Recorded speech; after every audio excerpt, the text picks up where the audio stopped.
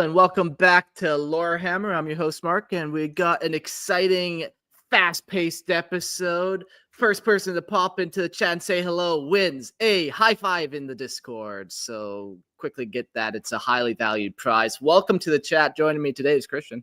The show, I mean. Guys, excited to talk about Mongols and motorcycles, two of my favorite things. Yeah. You know, I had the Who blasting all day, that one song. Those Just the one song. Yeah, you know, just to really get me in the vibe of Mongols and motorcycle. We also got Court to the show. Welcome. Yeah, good to be here. Very excited. I know almost nothing about what we're going to talk about, and it's going to be great.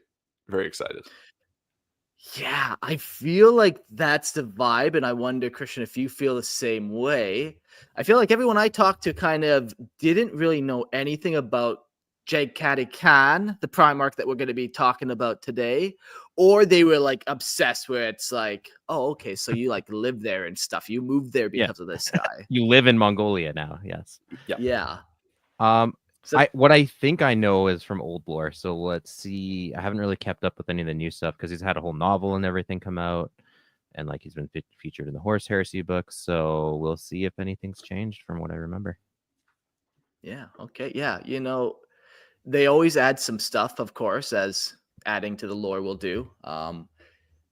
Sometimes I really like these guys, and it always catches me how much I do a Primarch episode, and I like the guy at the end of it, even though I'm like, I fucking hate Primarchs, but it's the that's the way it goes. That's good. Yeah. That's good character development on GW. You gotta say, you know. Yeah, those bastards get me every time, and then I get into that addictive buy the miniatures cycle, and it's vicious, man, with GW. But this isn't that group. That's a different group I do every week. Before we get started on the show and talk about the can, come join the Discord. That's my little thing for the Discord. We do a Discord. Come join the Discord. There's links if you message me on Facebook. Like a link will pop up with links and links and links, and there's links in the show description. But come hang out. Yeah. And join the Imperial Tithe. Ladies and gentlemen, please, if you like the show, if you want to support the show, jump on Patreon and join the Imperial Tithe. $2.50 a month gets you the ad-free version of all the episodes. Don't like ads? I fucking hate ads. If I have to hear Ryan Reynolds talk about his cellular service one more time, I'm going to go crazy. So $2.50 a month, no ads, guys. Check it out. $5 a month. It's a beautiful thing. Yeah, it is. $5 a month.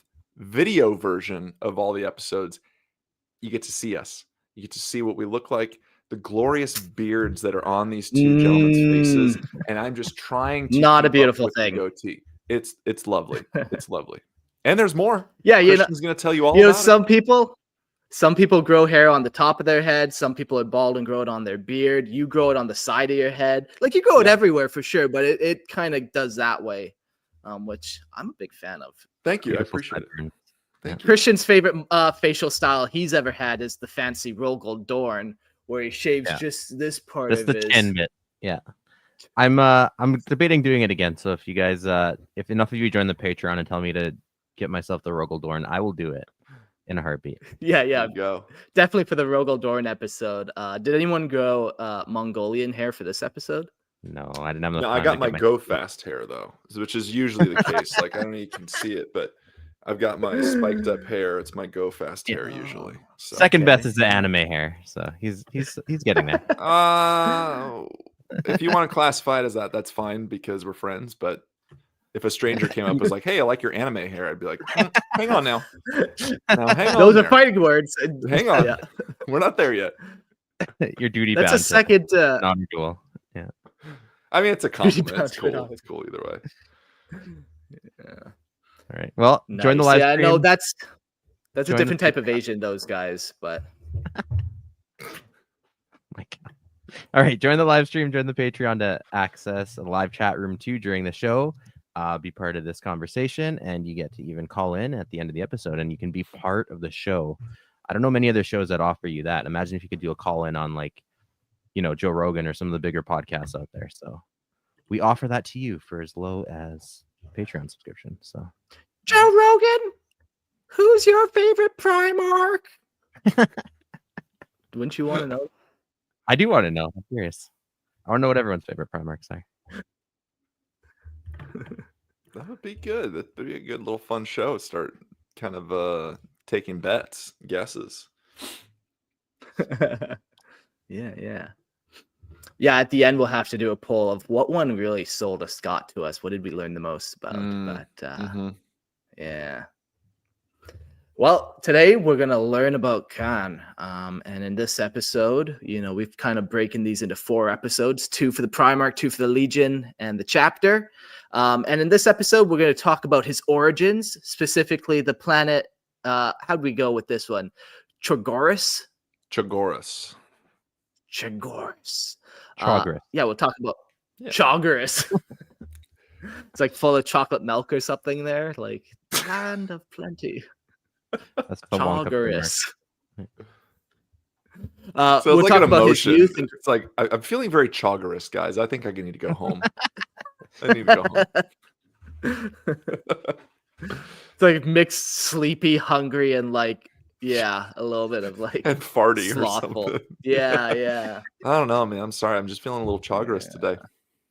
Kind of the exact opposite of what you think a white scar would be. Honestly, it's the feeling that planet gives me. But we'll talk about Khan growing up on that planet. It's cool, man. One of my favorite things about the Primarchs, what I love the most, is kind of the planet and where they grew up. Each one of them usually is like, I feel like it could be a setting in and of itself where we get its 10 series Primarch thing. It doesn't even have to be attached to 40K in any way. And they just come up with these fun, cool worlds and characters in them. So it's almost like they should write a book about each planet and each Primarch as they originate. No, we don't want that. Remember, this is a mythical time. Yeah. We'll talk about the coming of the Emperor and how the Khan reacted to that. And then we get to the Great Crusade, and the Star Hunters are renamed to the White Scars, and we get into their endeavors. The most interesting part I'm excited to talk about is the Council of Nicaea. This has been mentioned on this show many times. And, we've off the cuff talked about it. But we never actually had some type of script to read to kind of formalize the thoughts. So I'm excited to talk about the Council of Nicaea. And then we'll get into his personality and appearance and war gear and, kind of cut it off right at the flip of the horse heresy type thing. Yep. And if you really want to get the vibe of the topic here, you need to listen to it at 1.5 speed because these guys go fast. So I don't think you want us to read fast because we will just be all over the place. It'd be horrible. But if you really want to get the White Scars feel, 1.5 speed. There we go. Great idea. Speaking of speed, I'm going to flip off the camera real quick. I got 4 stitches on my middle finger this week because I went a little too fast with my hobby knife when I was hobbying this week. No joke. Did you add the blood on a mini? That's what we've been dying to know. So I know it's a callback. So I was building a modular board for Trench Crusade, and I will post pictures. I'll post pictures on the Discord. But I was cutting kind of fast. I was like, okay, I'm gonna get this done, and I was like, ooh, I'm getting a little close to my finger there. I might as well turn my knife around. 5 seconds later, still slit, boom, blood, and it dripped like 10 drops on my terrain. So I was like, well, I don't have to purposely do it. It just acts. Blood on my trenches already. Boom. So I got perfect 4 stitches on my finger. So if you guys are wondering why it looks a little gross and goofy, that'd be why. Nice. I'll post pictures of that on the Discord too. If you want to see my stitched up finger, boom, there you are. Worth every drop of blood, I'm sure. It is. If you don't have some hobby scars, you ain't living. Yeah, that's true. If you're not in pain at some point while hobbying, you might be doing it wrong. Yeah. I was an electrician for many years, and my hands were pretty beat up. But my wife would always look at my hands and be like, "Where's that cut from?" It's like Warhammer. Where's that one? Warhammer. She's like, "Are any of these from electricianing?" I'm like, "No, I don't really work doing that. Like more of a." It's also not recommended you stick your finger in sockets while you're doing electricianing either. No. I'm learning that from having a baby. Jumping in the air. If you jump in the air, you're fine because you're not grounded, right? Touching the ground. Yeah. Exactly. Yeah. This is not legal advice. Which, you know, the White Scars, they like their lightning bolts and electricity and stuff because that's like the fastest fucking thing around. So maybe I'm gonna relate to them a lot more than I would like, or first anticipate based on being a white dude with blonde hair and not a Mongolian. But Yeah, we'll see. Here we go. We'll fucking see. But liar, you're right. I am now a white scar because I've got the scar on my finger. And the looper call, you're correct. I will put it in the tithe channel, make you guys pay to see my wounds. Here we go. Jaghatai Khan, Origins and Great Crusade. It is not enough to take from an enemy their life. Rather, take from them also their pieces or their places of safety, their allies, their homes, and their loved ones. Crush all those in their care, lay their chattels to waste, and then drive them alone and naked into the darkness. Take everything they have and burn it for the mere pleasure of seeing the ash crackle between your fingers, and call it nothing more than a beginning. This is attributed to Jaghatai Khan, Primarch of the White Scars Legion. Already, it gives you such a... I mean, what you want to do, if you're a White Scars player, right before turn 1, say this to your opponent. Just say, it's not enough to take your life. I will also take your places of safety. Just look them in the eye and say this and see what happens. While you're playing the game, they like burn down their house, you kidnap their family. Already, this gives me Conan the Barbarian feels. If you guys know like what is best in life, when they talk about in Conan, he says, crush your enemies, see them driven before you, hear the lamentations of the women. Like this just gives you that vibe right off the bat. So Jaghatai Khan.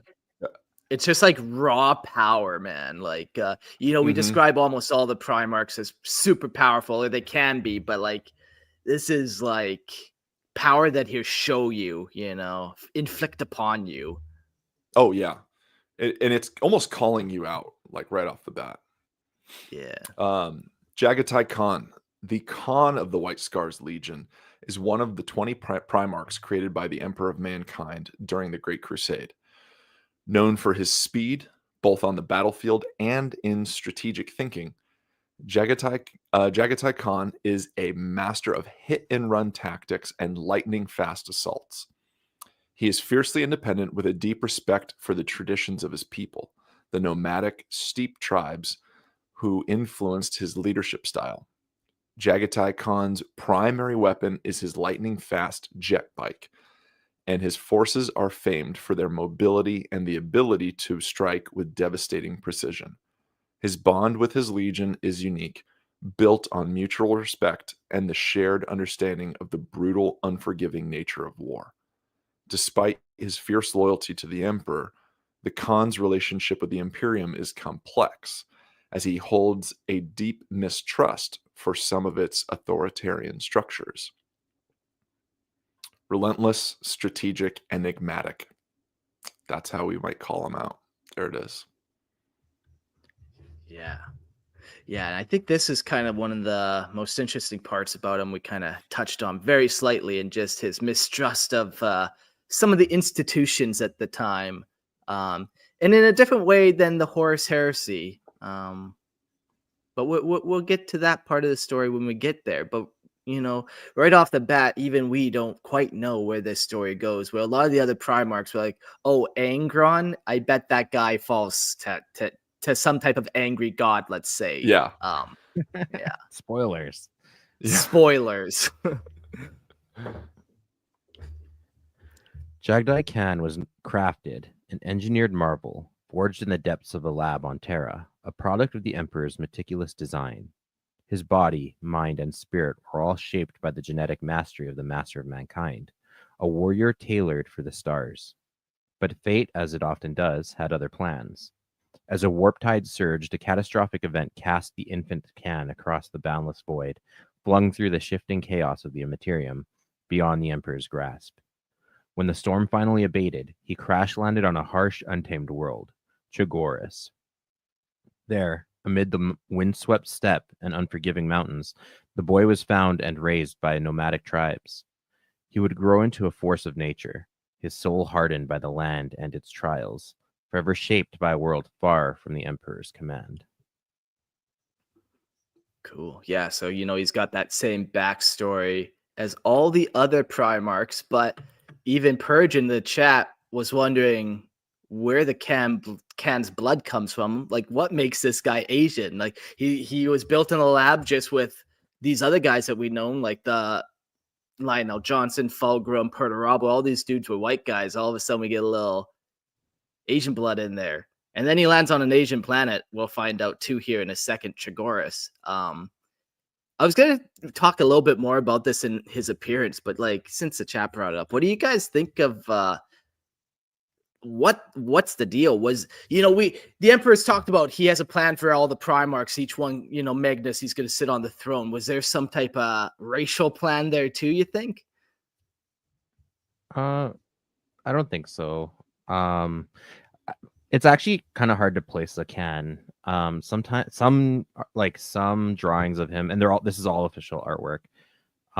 He looks almost like Cossack-ish, which would make him more like Caucasian, like literally from the Caucasus. And then other interpretations of them kind of make him out to be with more Asiatic features, obviously Mongolian influenced. So honestly, I don't know what. Like, I think they're trying to be vague with him on purpose. And I don't like. He's obviously all the Primarchs are a blend of multiple cultures. Like, yes, there's a strong Mongolian theme, but there are other influences there, especially with that common theme of motorcycles as horseback. So that again ties in that Cossack look as well. Sure. I read somewhere that all the Primarchs are supposed to be like copies of the Emperor and just a little different. So, the Emperor probably looks more Turkish is kind of what I've heard or him described as. So, yeah. It's hard to say because then the other one, obvious one is Vulcan. His skin is obviously black. I don't know if he's depicted necessarily as black, because the salamanders are dark skinned, but they're not necessarily black. Even one of the prominent salamanders in the TV show, he's Asian, but has really black skin because I forget what the gene seed that it messes with, causes like the dark skin in salamanders. Yeah. So that it's like anyone who becomes a salamander, their skin darkens, regardless of what their racial origin was. So, yeah, I'm not sure, to be honest. I think it's one of all those that things, to say, I don't know. Yeah. I think someone said it in the chat, like the Emperor is all races. Like, maybe that's a joke, but like I kind of agree. Like, he's the Emperor of mankind. Like, and if mankind is not just one flavor, then there you go. And I this is one of those lines where I'm just kind of like, I don't know, I don't care. I think it's fucking cool. Like, I think to look into it deeper, is trying to like then kind of like go back on what GW was thinking, like, and try and find reason for it in the nitpicky way. And I think it can be fun to do that, but I think at the same time, it's like, I don't know, it's just cool to think that like there's different flavors of the Emperor all around, because he is a piece of him. So I don't know. I don't get, me like if you personally, I took just don't that, get hung up on it too much. yeah, if you took that like theory of like Emperor's a bunch of who combined into one being, maybe all those characters were from one from every nation, one from every corner of the earth type idea. Mm-hmm. Ultimately you're right. It doesn't matter. I was thinking maybe there's warp shenanigans involved when it gets flung through, like, sure, maybe, whatever. But it just is a rule of cool sometimes. Absolutely. And, like, Rule also, of cool is it, I think. Yeah.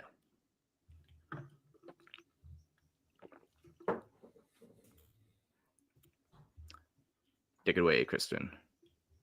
Sorry, I lost my place. No, this is you, Mark. I think this is you. Oh yeah, it is. Oh, hot Oh. damn. Got him. Don't try to make okay. it a me thing. Oh my god. Okay, boys. I'll flog myself later. Don't you worry. All right. To make up for it, I'll try speed reading this paragraph in honor of the Khan. Oh God. Chogoris is a bitter world of extremes, pulsing with life and danger in equal measure. Beneath its majestic mountains and verdant plains, it hides brutal legacy of tale of survival and conquest. By the time the Great Crusade thunders across the start, the planet was relic of its former glory, its human inhabitants scraping by with nothing more than black powdered weapons.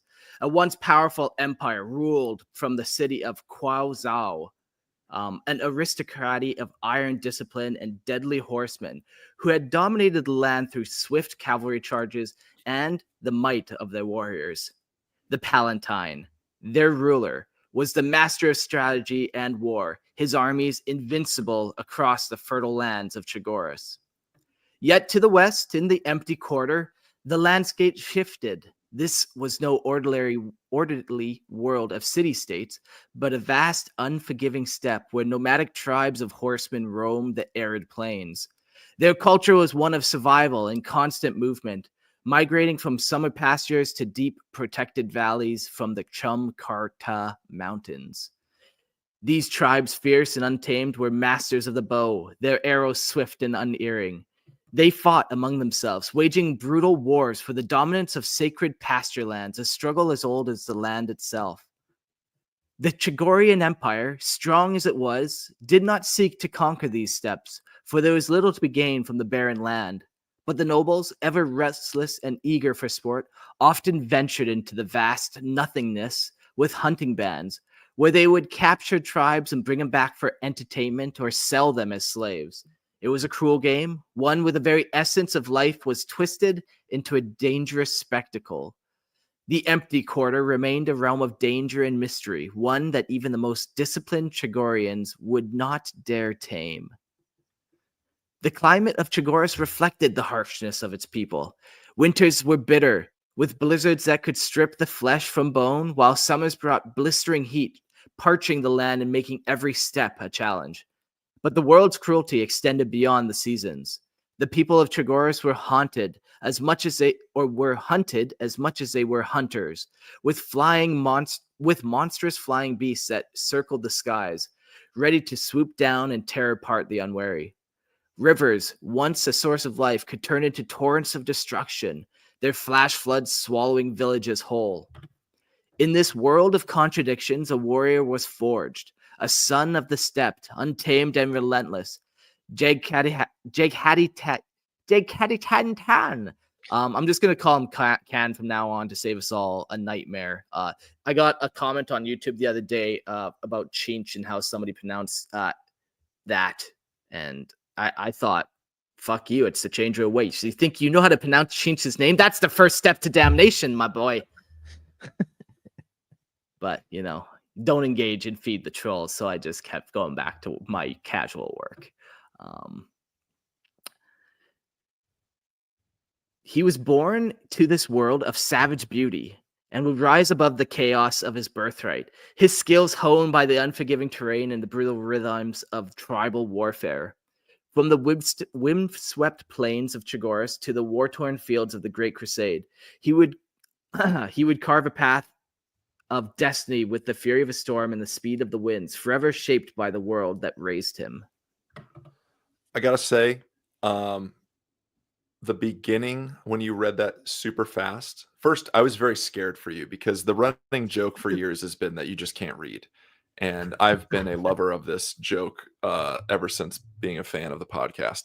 But that was a King's Speech moment for you. That was like when Colin Firth puts on the headphones and it's blaring with classical music and he's like, read this. And he's like, I can't. He's like, what? You can't read because you can't hear yourself?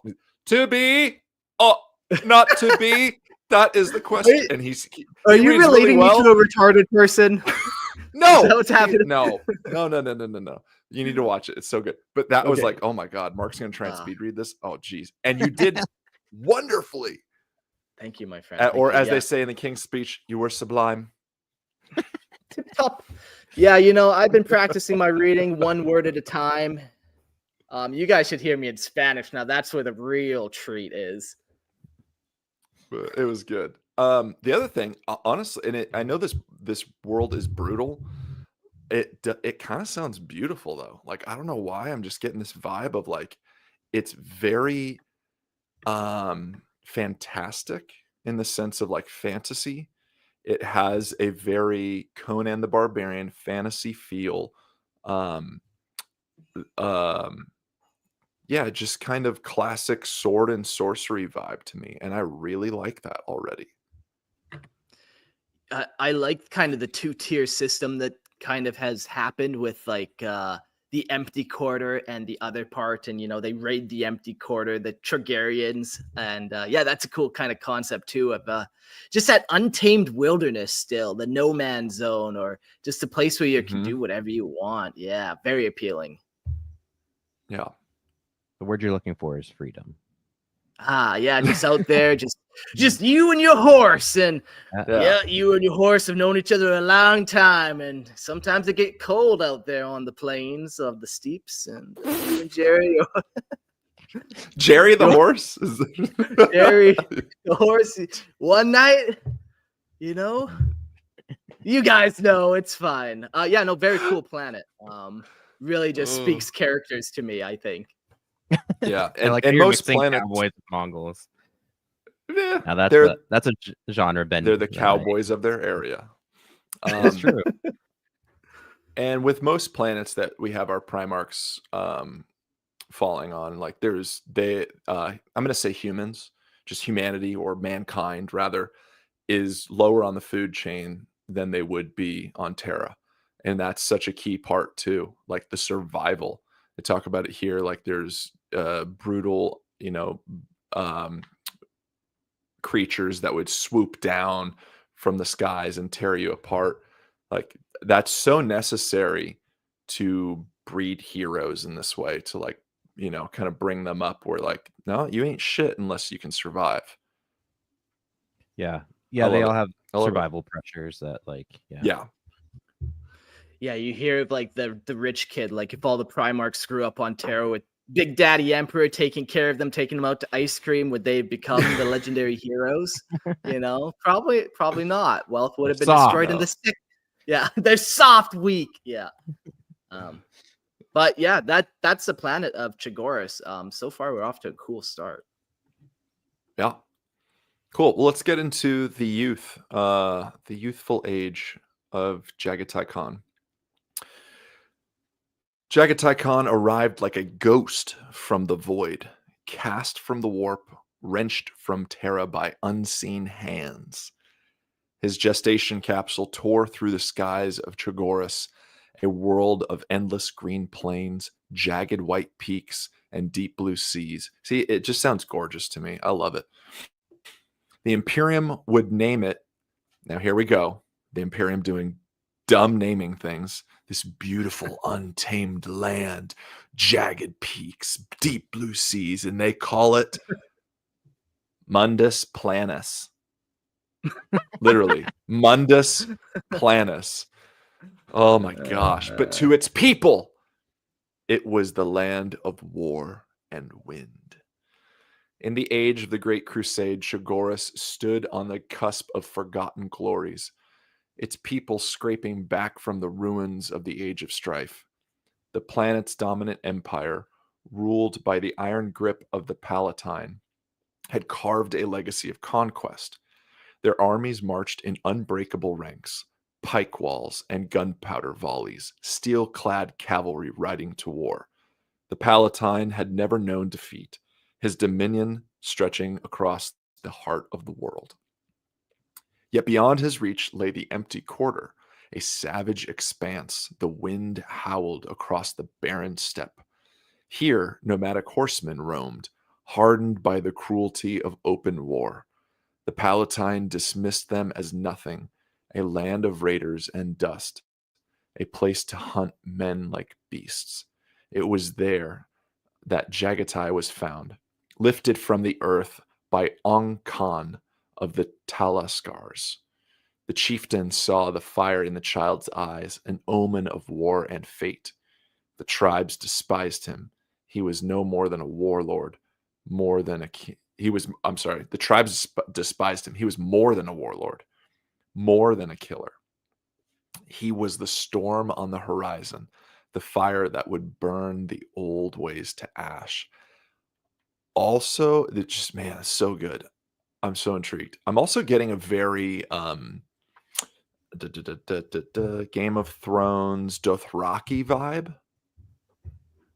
Yeah. Kind of the horsemen, like the classic, like it's all coming from the same sort, like tribesmen. real life historical. Yeah. influences.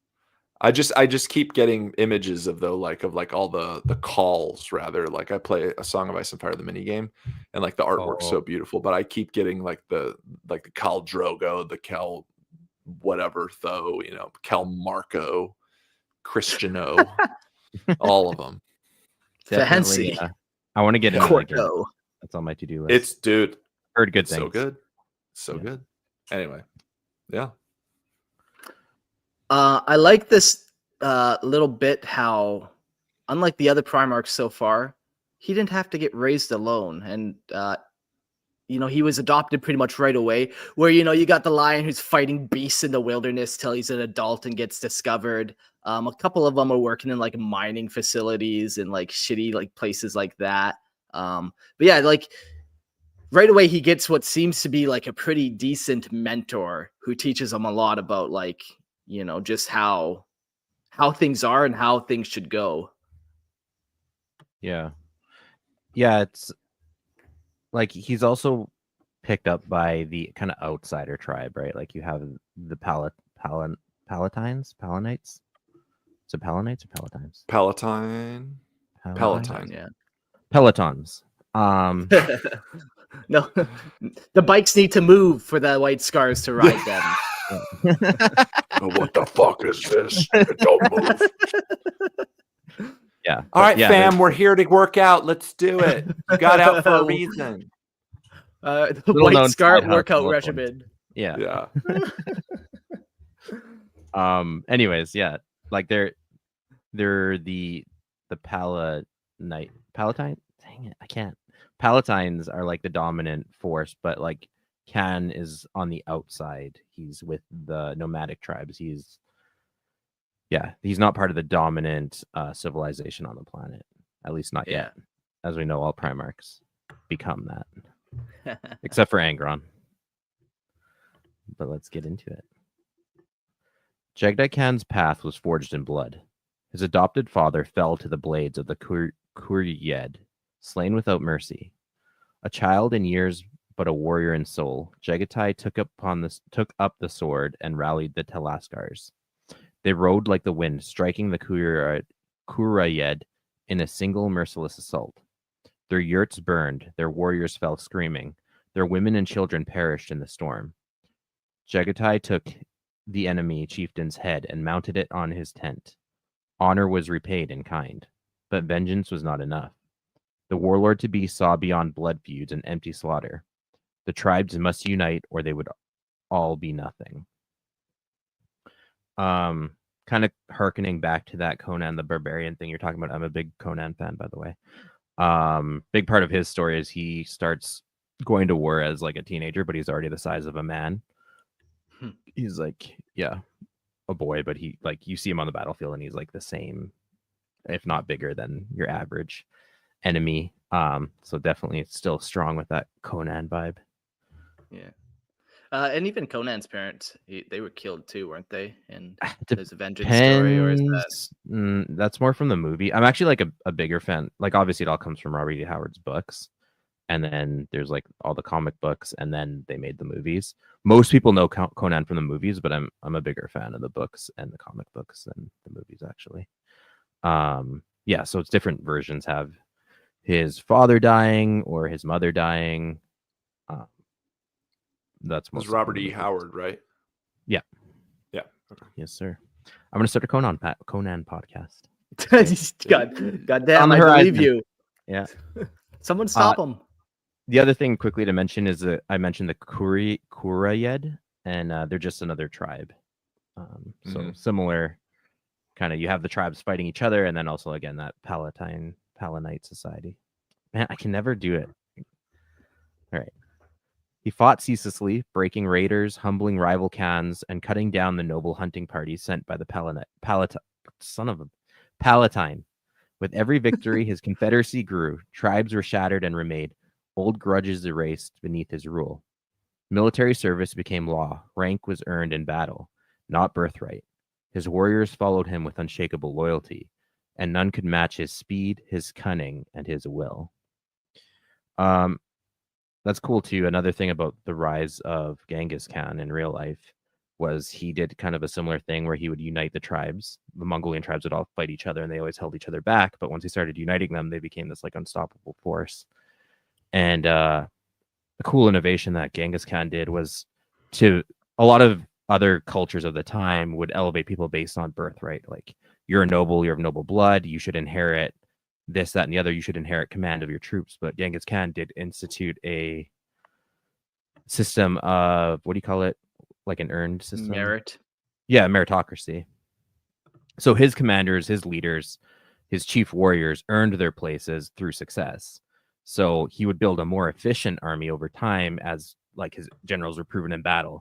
So instead of just being some noble who just inherits all this stuff but might not actually be good at your job, he was there elevating people who actually showed their worth on the battlefield. So, at 854 Liar in the chat, so long ago, he called Khan Imperial DEI hire, but you're telling me that that's wrong and Liar's a dumb bitch. Yeah, this is a merit-based society. It is 100%. Yeah. 10 years after his arrival, the steppe was his, but fate was not done testing him. As winter came, an avalanche swallowed his warband. His warriors died in the crushing ice. Alone he rose from the snow, only to fall into the hands of the Palatine's hunting nobles. They never made it home. What returned was a single broken rider, carrying the severed head of the Palatine's son and a message: the steppes are not your hunting ground. The Palatine's fury knew no bounds. He raised an army vast beyond reckoning, armored warriors and gunpowder legions marching west to end the steppe threat forever. But steel and shot could not catch the wind. Jaghatai's riders struck like ghosts, danced beyond reach, and dragged the great empire into the killing fields. The war had begun, and the Palatine had already lost. Yeah, very cool. We'll just keep reading on. The Palatine warriors stood firm, their shields locked, their arquebuses sparking fire. But the arrows never stopped, a relentless storm whittling them down, breaking their resolve. When the charge came in, it was swift and absolute. The Palatine fled, his honor shattered, his army left to die in the dust. Khan gave no quarter. The empire's finest were cut down to the last man. From the ruin of battle, the stepped elders gathered. Khan was now the Kangan, the Khan of Khans, lord of the empty quarter. But the steppe was not enough. The world belonged to him, with his sworn brothers, Yeskui, Kinza, and Hasek, who, yeah, I butchered all those Asian-sounding names. I love it. Just when I got cocky with my reading. He rode to war, and the planet trembled beneath his hooves. The cities of the Palatines faced a choice: submit or vanish. Some bent the knee, others defied him. They ceased to exist, walls fell, thrones crumbled. The Kanagan's advance was merciless. At last, he stood before the capital, demanding its ruler's head on a spike. Fear ruled before he did. The city turned on its masters, delivering the severed head to the Khan's feet. He mounted it upon his tent, the last trophy in his long, unbroken march to conquest. In 20 years, he had built the greatest empire Chogoris had ever seen. But the victory brought new burdens. His people had no interest in ruling cities, only the open steppe. They vanished into the horizon, returning to their old ways, leaving Khan to rule from afar. He kept the peace with a threat of annihilation. His word was law, his wrath absolute. Yet his reign was fleeting. The world might have bent to his will, but his fate lay elsewhere. From the void came the Emperor, and with him a new war. The Khan was never meant to stand still. The stars awaited. Very just, he comes in and like he takes this whole planet over. And the way he does it too, I love the line, he rules, fear advances before him or whatever, where, cities are just surrendering to him just due to reputation alone. Yeah. Yeah, that's actually same drawn from Genghis Khan, where once the Mongols started invading, and they'd be very merciful to cities who surrendered willingly, but they would be absolutely brutal to cities that resisted. And once the word got out of what happened to your city, if you resisted, cities would just like give up the minute like Genghis Khan would show up. Again, like riding on that reputation ahead of them. Yeah. Yeah. I love the imagery of each of the Primarchs just doing something so powerful in their home worlds that they landed upon. So like the idea, like when the Emperor, which we're gonna get into in a moment, like comes and swoops up each of them, and like I just want to see them like stand in a room and kind of like greet each other, like brother, cool. Oh, hey, so what'd you do on your planet?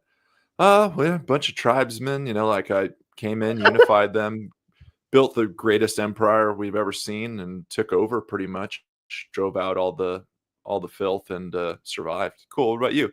Oh, well, my planet didn't really have much. Like we were just dying and all that stuff, and it was just kind of a workforce. So, I decided to like become a leader and build up the workforce and make this planet really prosperous. Oh, okay, cool. Good for you. Just like everybody's like, oh, I kind of did Yeah. that too, but in this scenario, And that's when everybody the has their door fun thing. slams and Yeah. everyone like counts who left, and it was Angron.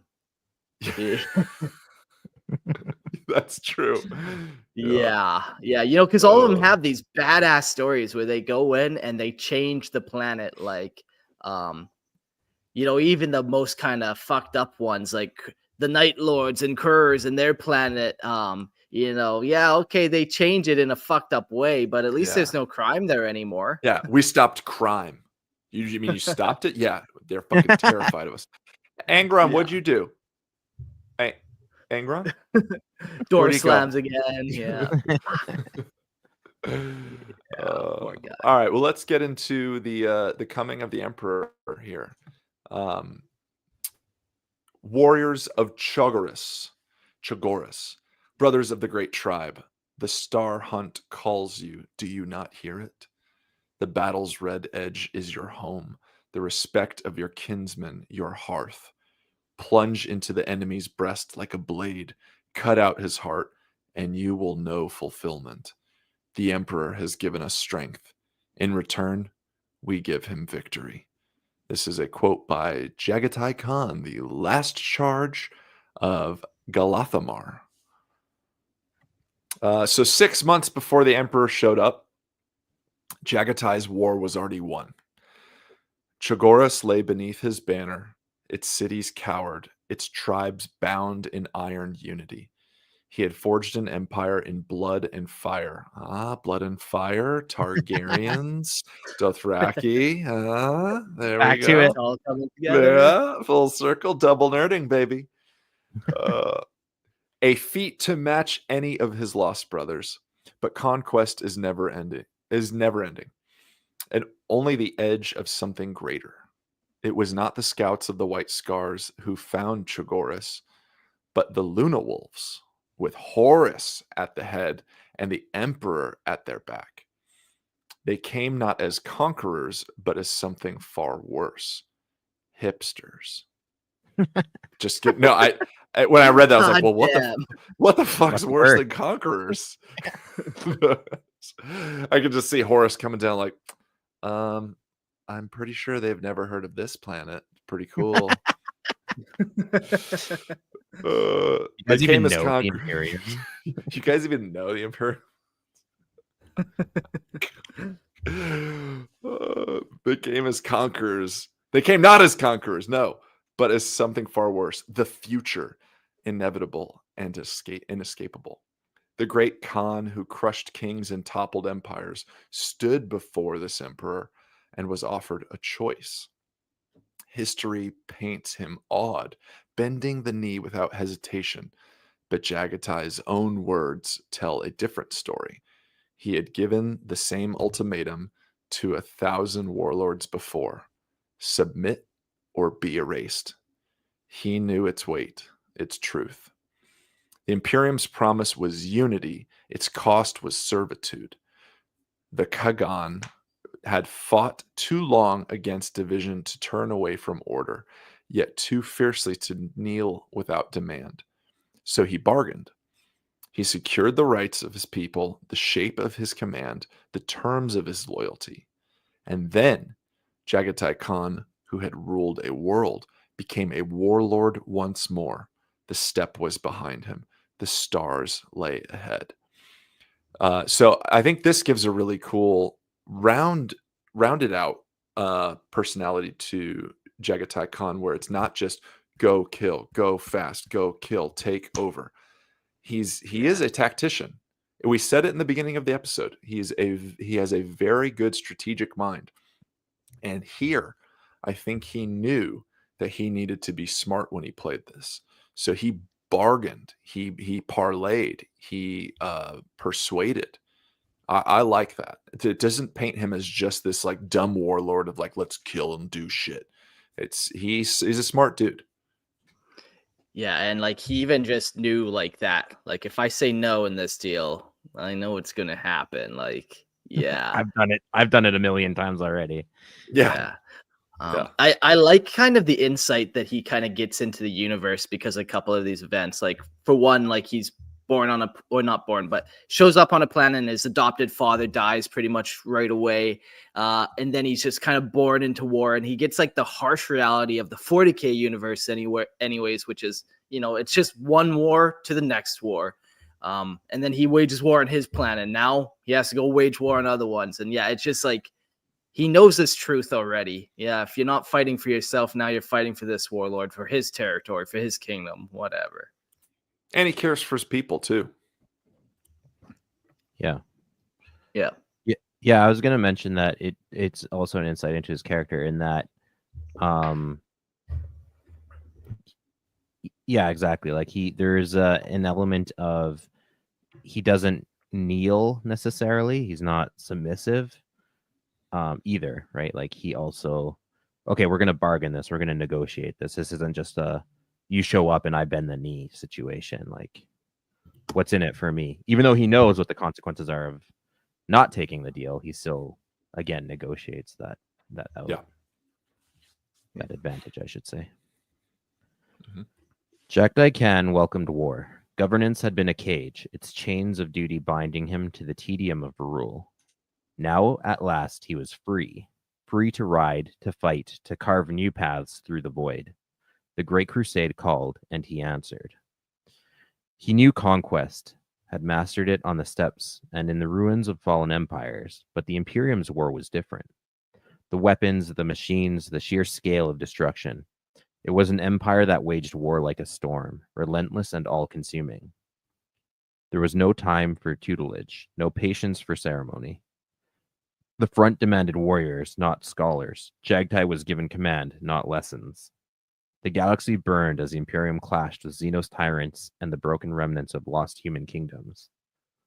The Emperor had no doubts. The Khan proved himself. What was one world against 1,000? What were yurts and cavalry against the thunder of legions?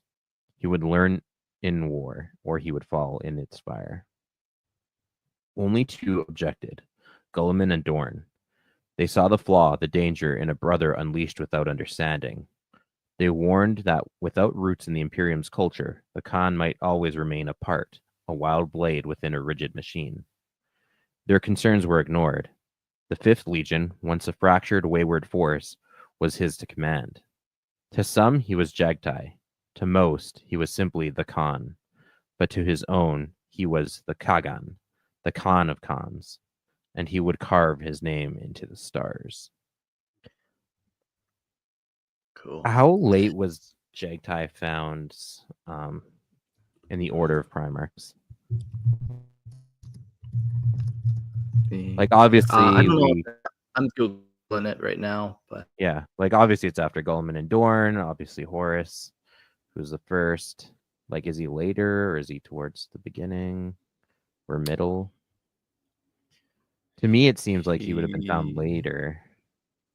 Certainly not the last. We know this is the Alpha Legion that was found last.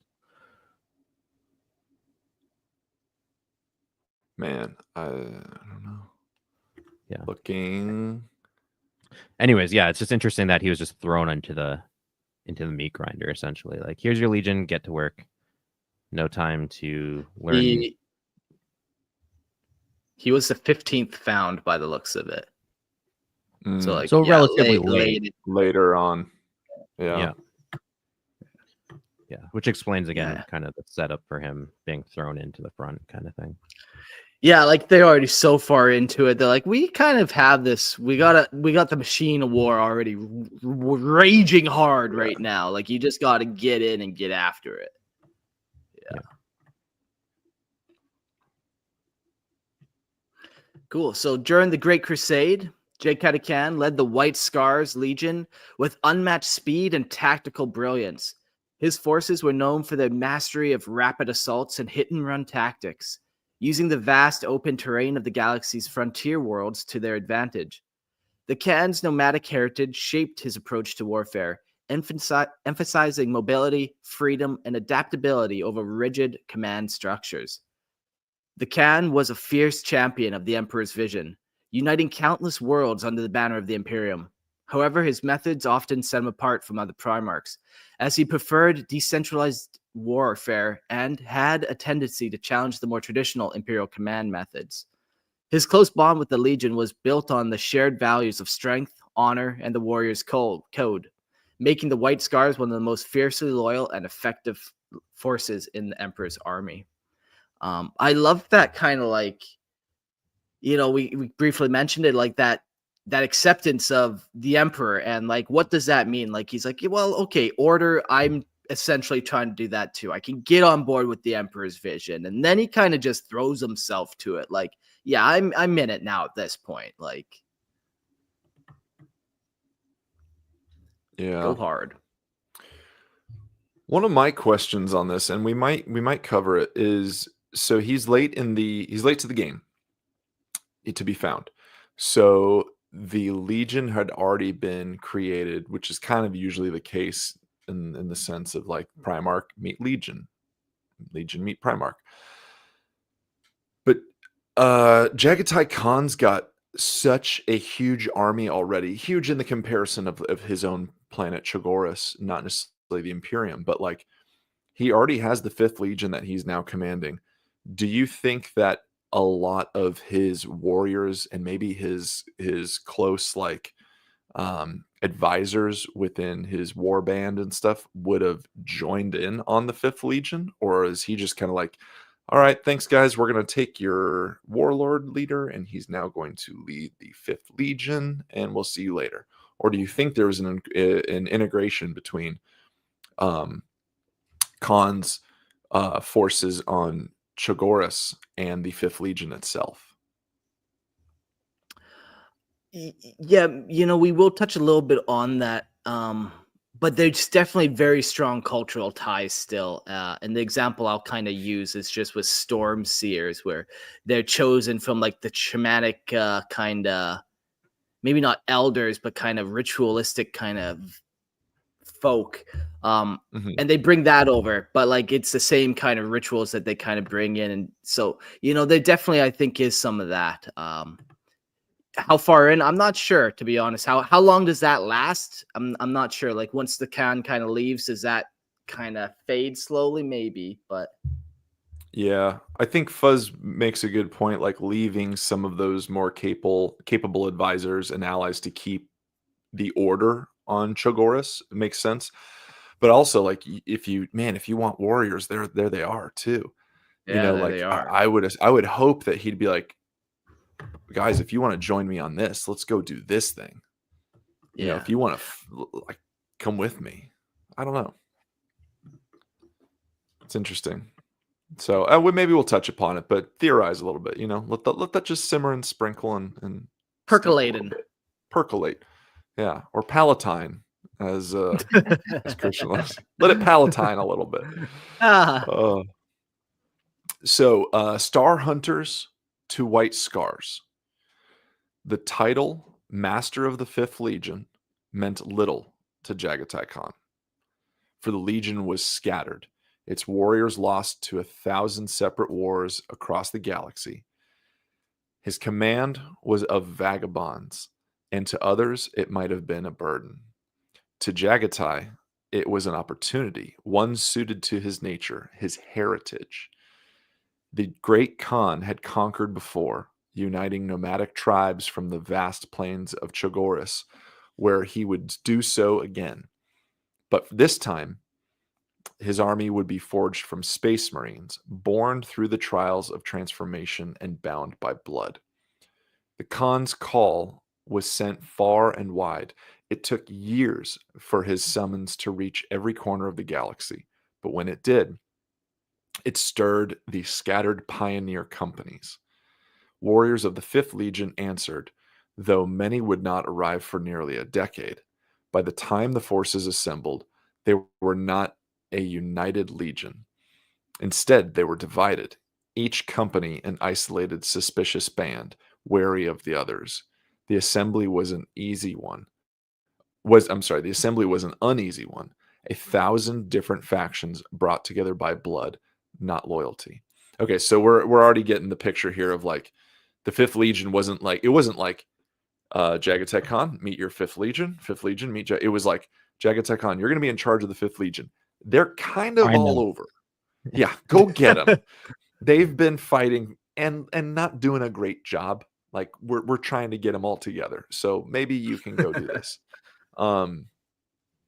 It kind of gives me, and these things, it's some of it's cool where it's like, oh, that fits your backstory, and some of it's like, that's your fucking backstory. Like we get it. Like it's the same thing. You're gonna do it again.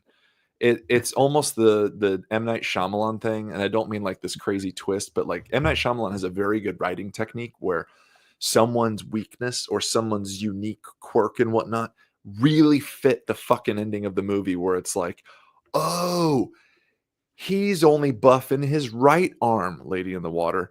Oh, that's why he's this thing. Oh, swing away, Joaquin Phoenix. What does that mean? I don't know. I'm spending an hour and a half of this movie not knowing what swing away means. And at the end, it's like, oh, you mean swing away and hit the water to kill the alien or whatever?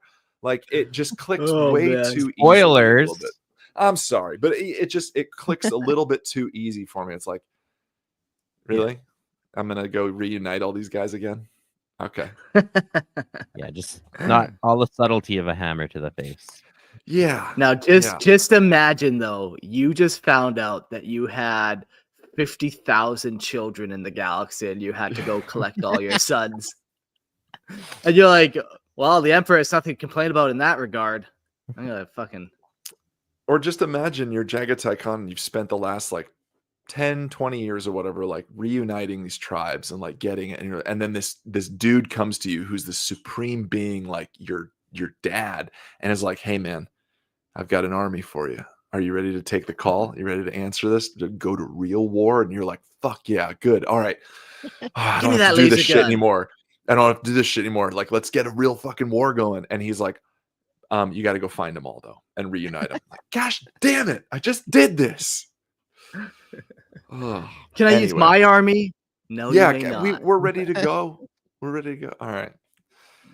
Well, Jaghatai knew this was not enough. When the gathering took place on Chogoris, beneath the endless sky, the Great Khan sought to bind these strangers with more than just genetic ties.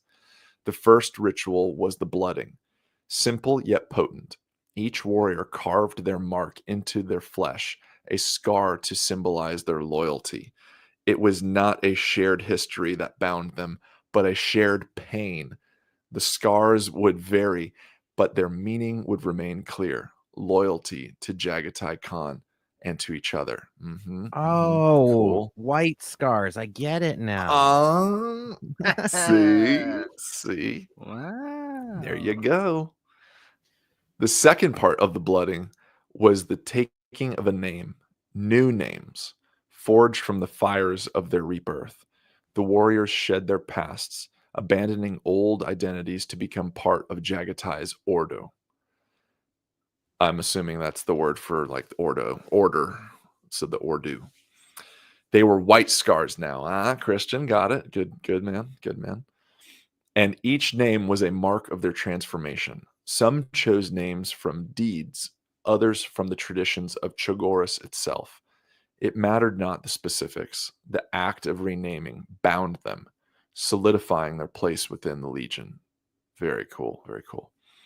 Beyond scars and names, Jaghatai gave his warriors more. He instilled within them the noble pursuits, the art of calligraphy, the hunt, the telling of stories. These practices, strange and sacred, were woven into the very fabric of the White Scars, blending superstition and speciality. Practicality. I just thought that was really cool to add in there, though. There we go. This was the truth, his vision, and it stood in stark contrast to the imperial truth that demanded a rejection of such things. This divergence would later spark conflict with his brothers, particularly Guilliman and Lorgar. But for Jaghatai, the bond of his warriors was unbreakable, bound by blood, scars, and the deep traditions of Chogoris. Yeah, so there's a big integration there as far as like the cultural traditions, the cultural standing, the standards of that way of life. Very cool. Very cool. Yeah, that's such a cool, like, okay, so he had to wait for a bit to get all his legion together, but when he finally did, like, not many other legions had this kind of like ceremonial kind of ritual bonding experience. You know, it was usually just like lots of them didn't even rename their legion. They're just like, let's get after it, you know. But yeah, this was kind of a very personal, very intimate moment for the legion. And yeah, I think it plays or it bleeds through why they stay so true for so long. We'll say it that way. And he gives them a choice, and the choice is your name. You choose an identity in the Imperium. What? Like that has to be already a little bit of like, so what's going on with the White Scars? They're getting a little weird over there. Sounds And like that's such a cool religion. thing. Yeah, a little bit.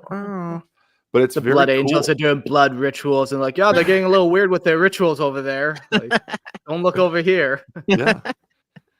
But it gives you identity within the masses, which I think is really cool. And I think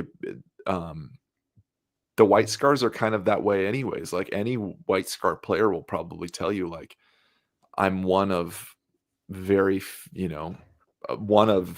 people that play White Scars. I mean, not personally. I'm saying that like there are not many out there, and it feels very unique. It's cool. Yeah. That's a call out. If any White Scar players are out there, you guys have to give yourself a Legion name now. Yes. Induct yourself. Yeah. I'll give Brody one for sure on the next episode since he has a bunch of White Scars. Christian and I already have our White Scar names here. Yeah, Mark, you've got yours. See, look at that. Yes, and you're right. Yeah. Yeah, no, I can't give him one. He has to give him himself. Yeah. Mine will then be Come on, your name is so easy. Just add Khan on the back. I know. There it is. There it is. Dude, if you scroll through the Legion, like the list of and probably save this more for the Legion episode, but they all, man, it's almost overdone. when GW leans into a theme, they lean hard. Yeah. Space Wolves all over. It's, you know, I know. It's that body type, you know, it's hard to get it propped back up once it's tilted.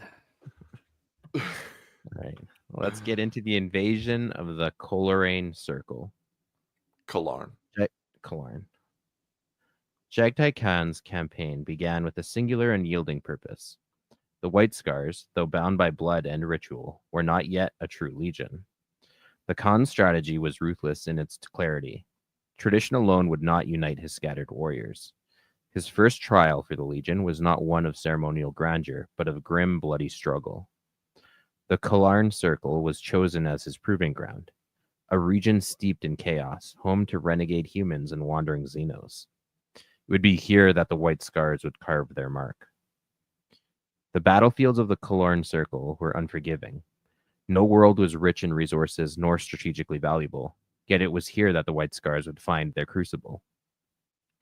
Each world was a battle in itself, a test not of strength alone, but of unity.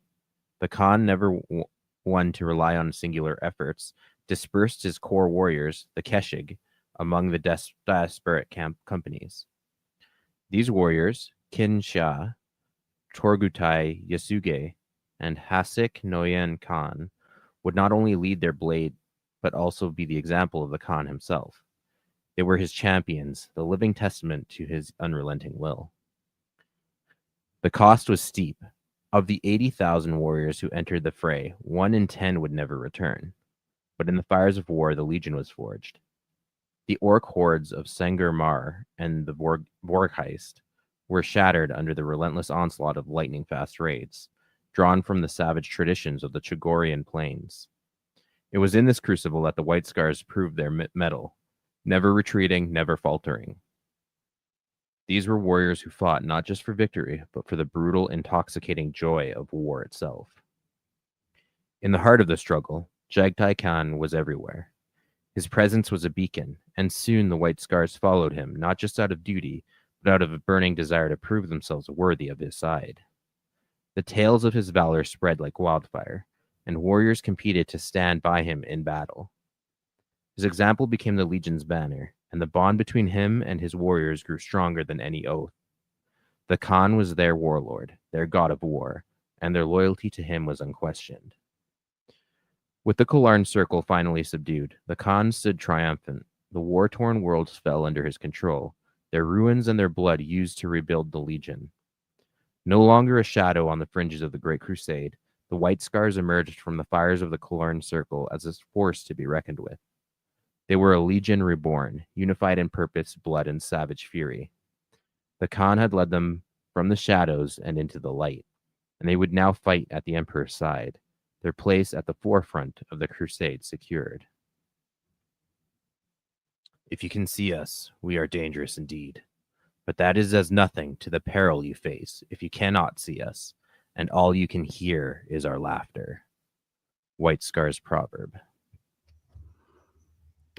Cool. I love how we're seeing a little bit more of like just how they interact with each other, the Primarch and his Legion. That little bit about where they're battling to stand beside their Primarch's side. Oftentimes in these legions, we have like honor guards, not that the Primarchs need anyone to protect them, but you're still not getting close to them, but it's this competition. It's this rivalry that, the blade sharpens blade even in their own legion. And all of them, just kind of drive each other forward. Yeah, that's really cool. The Keshig, all the Primarchs, like you said, they have some kind of dedicated bodyguard unit. And in the case of Jaghatai, it's the Keshig, who again, sure, subtly, same as Mongolian tribes. But I digress. The one thing I'm curious about though is, and maybe it's just because it was kind of a proving ground, but it kind of seems like I don't want to say a big waste, but like the Kalorn Circle has nothing that the Imperium wants, seemingly. Like it's not rich in resources, it's not strategically valuable, and yet like they spent 5 years like fighting here. Like why? I think it just is like with orcs, man. If you don't, you're in a world of trouble. You deal with it now, or you deal with it in 10 years. Maybe that's what kind of is the thought there. I mean, for sure. It is just an exercise too to bond the Legion. Like, it doesn't matter. It might not be like, first of all, yes, they're going to conquer every world no matter what, so they'll get to it eventually, regardless. Mm-hmm. But like finding a hard nut to crack, specifically to blood your Legion, to make them fight together, to make them become actual battle brothers, is just as important as the land that they're taking, right? Like. Okay, yeah. Sure. That was the whole point of the exercise, was to bond the Legion together in combat. It was like 5 years though, right? Like I looked at some of the notes, and it was I understand that. I like a little bit more of your reasoning, Mark. Like if it's orcs and stuff, like, hey, it's a growing threat. Like this place does nothing for us strategically except it could be to push them back a little bit because, like, ooh, we're getting a little close there or something. Yeah, I get that, but yeah, I don't know. I'm looking and it's like, how many years here? I don't know. It just feels a little like 5 years. They fought It's a over long this time. Kalarn circle. It is, and it is in the sense of the Great Crusade, right? Yeah. I mean, it kind of is. So it being just a proving ground, like a exercise, I just don't know if I buy that. You know, Like you still, again, they're gonna conquer every world regardless. yeah, Like it's not like they wasted time doing it. Like it had to be done eventually. yeah, So yeah. why not just, like I said, they probably just picked the hardest enemies just to bond the Legion, but also again, they have to get to it eventually. So let's just do it now. Yeah, good point. The job that takes the longest is the job that's never started. Tolkien. Boom. There you go. Mhm. Love it. More proverbs. Many Mhm. proverbs. Yeah. The Laughing Killers. The Khan's white scars were forged anew in the fires of war, not as wandering pioneers, but as a spearhead of the Great Crusade. Their transformation was swift and relentless. There was no room for hesitation in the wake of their rebirth. The galaxy had been tamed to the edges of by mankind's hand, but still it seethed with enemies that threatened the Imperium's fragile grip.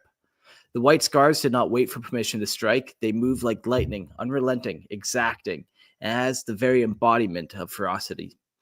Even in just that little paragraph, we kind of learn about how, we're in the back end of the Great Crusade for sure at this point. Lots of the galaxy's been conquered. Like, what's left is like planets that, like you kind of said, have absolutely no use, so they haven't even bothered going there. Or these like tough planets to crack where it's like, this is a 5-year campaign. Maybe we don't do this at the beginning of the Great Crusade. Maybe we expand a little.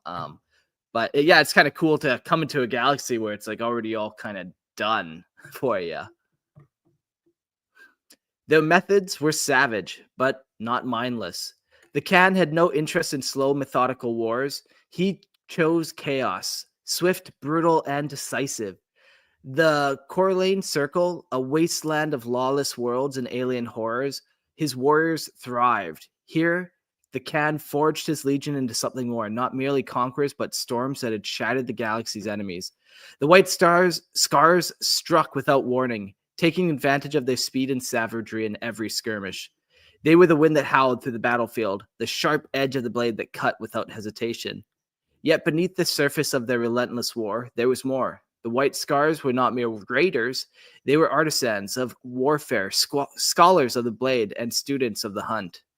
They moved with precision that defined the chaos they reveled in. Their leaders, like Quinzan, man, yeah, those words, and Targuti Yeskui, were no mere warriors. They were extensions of the Khan's will, shaping their brothers with honor and tradition. There was no brutality for brutality's sake.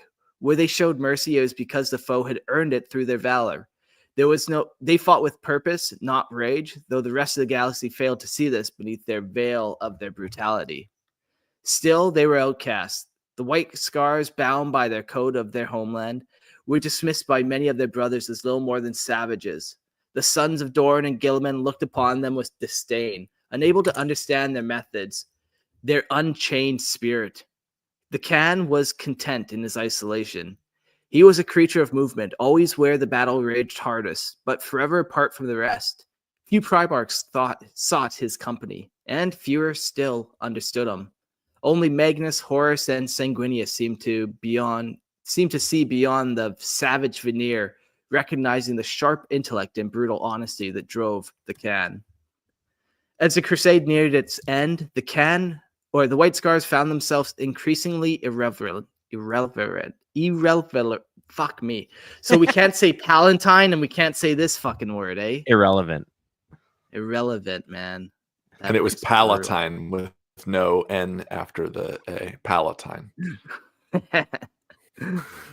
The Palantir. The Palantir. Yeah, nice. The war, wild and untamed, no longer had a place in the empire. The emperor was building. The galaxy was larger, subdued, its borders fixed, and enemies subdued. The Khan sensed the coming of the reckoning, a choice that would demand more than just loyalty. It would demand a betrayal. The White Scars had always been a wild storm that raced ahead of the Crusade, but now they faced the certainty of a future that no longer needed them. The galaxy was winning, and in that victory, they would either fall into obsolescence or become something unrecognizable, sacrificing the very essence that made them who they were.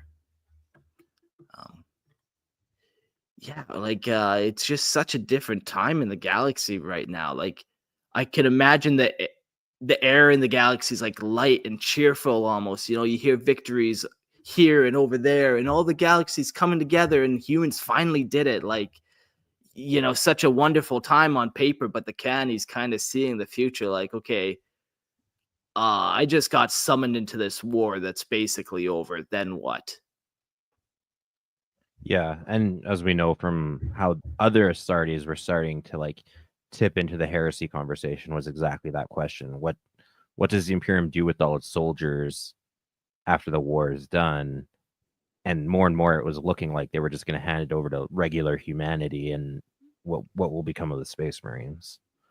Yeah. Mm-hmm. I always love that angle. I feel like they should have leaned more heavily into it. It was like really prominent early on in the books, and they seemed to kind of drop it as an arc. But like that to me would be a question worth answering.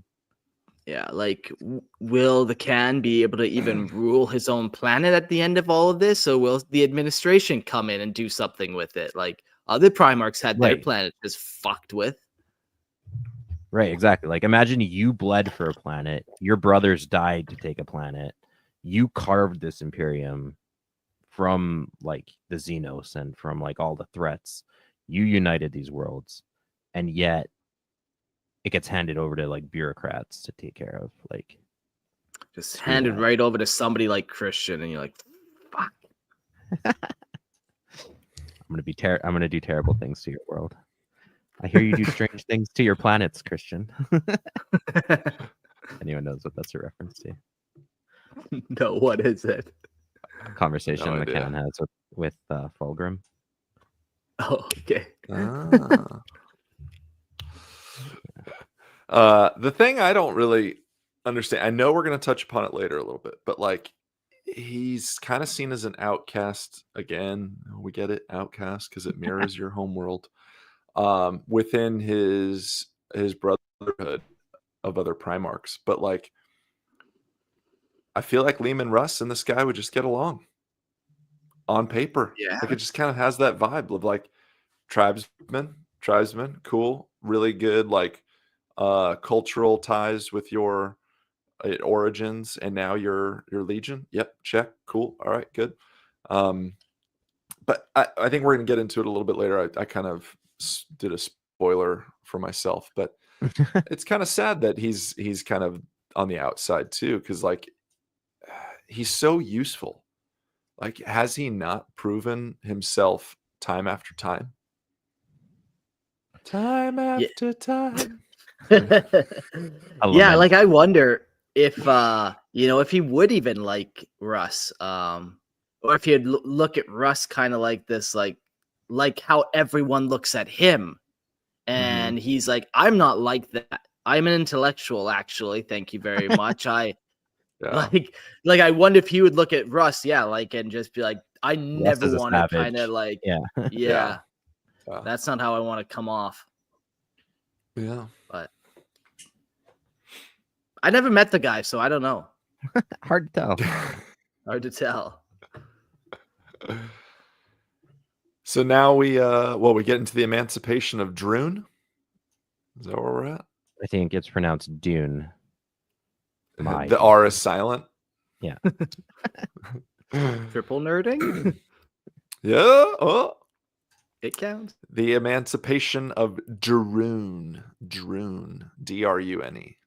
Now I'm just hearing the theme for Dune in the back. All right, go on. By the 880s, not the late 80s, the 880s. Just saying. M30. Different time. Different time. Still big hair, though, you know. The White Scars, not an 80s metal band, mind you, had earned their place among the most feared and relentless of the legions Astartes. Jaghatai Khan's forces had proven themselves a force to be reckoned with, particularly in campaigns that, like those at Tarl III and Arco, not the gas station, mind you. But the Every line. it's just White Scars marching up to Arco AM PM, like, give us this fucking gas. Like, okay. All right, it's yours. Got him. I'm also collecting points. Yeah. Type in your phone number, you get a discount. But the war at Droon would reveal more about their ruthless efficiency and their ability to endure the unrelenting weight of the unknown. It began with a simple mission: imperial compliance. We've heard it time and time again. Imperial compliance. What they found instead was a reality more terrifying than they could have imagined. 3 entire legions, the Luna Wolves, Death Guard, and White Scars, had come together to confront the stubborn resistance of Droon's capital. The gates before them remained shut, silent, despite the immense show of force. Horus, ever the epitome of boldness, was ready to strike. But the warning came from an unlikely source. Kulek Sen, a storm seer of the White Scars, just a little pausey there. Storm seer would be the equivalent of like a librarian, I think, like a psyker. Yeah. Pseudo librarians. Yeah, it's the same thing with the, ironically enough, with the Space Wolves with their, what do you call theirs? They use the power of the weird and Rune priests. Rune priests, yeah. Somehow get around librarianing by being not librarians that are librarians. I think that's kind of cool, though. Like, I like it. Yeah. So Kulek Sen, the storm seer of the White Scars, he had said, "The shadow hangs over this place." It was a cautionary whisper, a sense of looming domination that the other Primarchs dismissed. But Khan would not. The storm was not just in the skies, but in the very air around them and in the depths of their hearts. I had to add that little piece. It just sounded right. The storm is raging in my heart. Their entry into the city was not met with battle, but with an eerie silence. So again, let's backtrack just a little bit. So remember, Imperial compliance, generally, you go to a planet, you say, hey, we're the Imperium. You guys need to join us or perish. Just kind of like again, we're getting back to the choice that the Emperor gave Jaghatai Khan, which is the same choice that Jaghatai Khan gave to other tribes and whatnot on his planet Chogoris. So you go to the planet, hey, let's not fight, just join us and worship the Emperor, or not worship the Emperor. That's right, because he doesn't want to be worshipped, but do the thing that he says and all will be well. And sometimes it goes well, sometimes it doesn't. So anyways, their entry into the city was not met with battle, but with an eerie silence. The populace, vacantly staring with hollow eyes, moved like puppets with no strings. The stench of neglect and decay clung to them. It was then that the full weight of the danger became undeniable. The city itself was ensnared by the warp, and not just the land, but the very people. Unseen forces, alien in origin, manipulated the minds of the population through portals scattered across the mesas, linking their will to an otherworldly nexus. Only by closing these portals could they hope to free Droon. With Jaghatai Khan chosen to lead the charge, the campaign began. The White Scars, with their unmatched speed and ferocity, took to the wastelands of Droon. Xenos horrors, bloated and thrashing, emerged from the warp itself, directing waves of mind slaves to face the legionaries. It was the Storm Seers, again, librarians, who held the key. Their psychic abilities deadened the warp's influence, allowing the White Scars to engage the beasts and strike them down. The war raged for 6 months. Each step forward, a test of will. Each battle, a struggle against the ever-encroaching warp. The final confrontation took place within the heart of the city. As the Primarchs advanced, the air grew thick with psychic pressure, a violent warping of reality itself. At the center stood the Behemoth, an ancient, an alien entity that pulsed with raw power. Its psychic strength was overwhelming, and even the mighty Horus and Mortarion struggled against its will. But it was Jaghatai Khan who saw the final blow struck. With the help of his Storm Seers, he found the weak point within the creature's bloated form and thrust his blade into its core. The explosion of etheric energy nearly consumed him, but it was Horus who pulled him from the collapsing vortex, saving his brother from certain death. Droon was liberated, but its people were not. As the alien mind control shattered, the millions of once puppets fell lifeless, their bodies collapsing to the ground.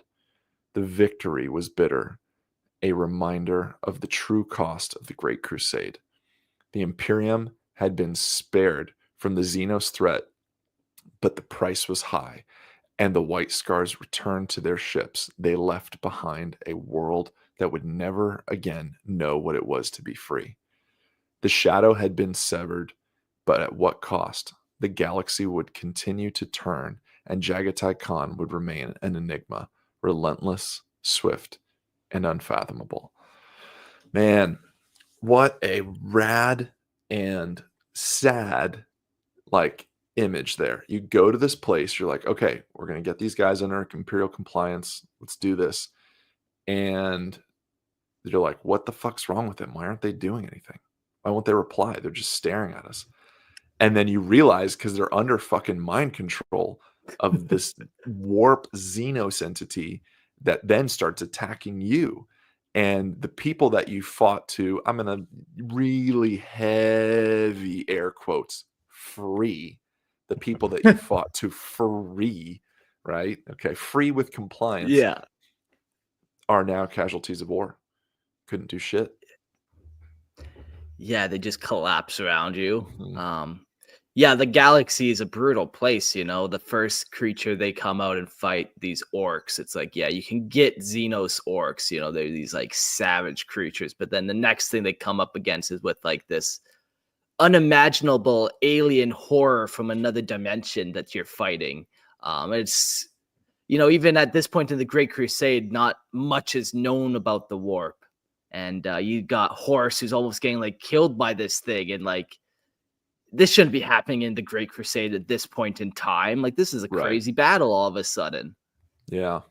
It reminds me of something. And chat, please, if you guys can chime in on this, it reminds me of a movie or a show, and I'm forgetting exactly which one it is, but protagonists and whoever go to this fortress or something, and they see what looks to be oh fuck, I think it's Waterworld. I don't know why I'm thinking it's Waterworld, but they see a bunch of people that are waving and stuff, and they're like, oh, okay, I guess there's workers and stuff, but it turns out they're just dead bodies puppeteered by this string thing to welcome you and try and lure you in. I think it's Waterworld. That reminds me a little bit of this Droon scene of what's going on there? Why are they just doing nothing? And it's just this lifeless body kind of thing. Anyways. Is there any description of this warp beast thing? I was getting very Nurgle vibes from it. Okay. Do you know what the source material, is it from a novel or a codex? Or... Yeah, I'm assuming it's a novel. Okay, because I know we were joking about the Dune thing earlier, but now, very strong Dune vibes. Yeah. Probably not an accident. Leto II, Emperor Leto II, becomes a worm beast and has really powerful psychic powers. And I was in my mind just thinking like the Shai Hulud when they're describing like the creatures, right? Giant sandworms. Mm-hmm. Is what was yeah. I'm thinking. Anyways. And there's obviously 40K has lots of Dune references. Like Oh yeah. 40K is a byproduct of Dune, just like Star Wars. But I digress. All right. Let's get into the Pale Emperor. Few know the true story of the Pale Emperor, and fewer still dare to speak of it. It is not the kind of tale spun by remembrancers or captured in pics, but one whispered among the White Scars when outsiders questioned the ferocity of the Great Khan. Though the details blur with time, the core truth remains. The Khan led a campaign to the farthest reaches of the Mandragoran sector, far from the watchful gaze of the Imperium, where he encountered a people of ancient Terran descent. In the cold depths of unexplored space, the White Scars under the banner of the Jaghatai Khan found a world not forsaken by humanity. It was a place where humans, isolated for millennia, had thrived, their technology rivaling the Imperium's. Yet their greeting was not of kinship, but of hostility, their cities standing defiant against the Imperium's might. No negotiations were offered. The White Scars fleet came under fire, not from Xenos, but from the very humans they had hoped to ally with. Jaghatai, ever a statesman, had hoped for peaceful compliance. But where others might have seen a diplomatic failure, the Khan saw opportunity. His warriors would test their mettle against a worthy foe. The opposing Voidcraft, though fierce, were overwhelmed in short order by the Imperial warships that descended like harbingers of doom.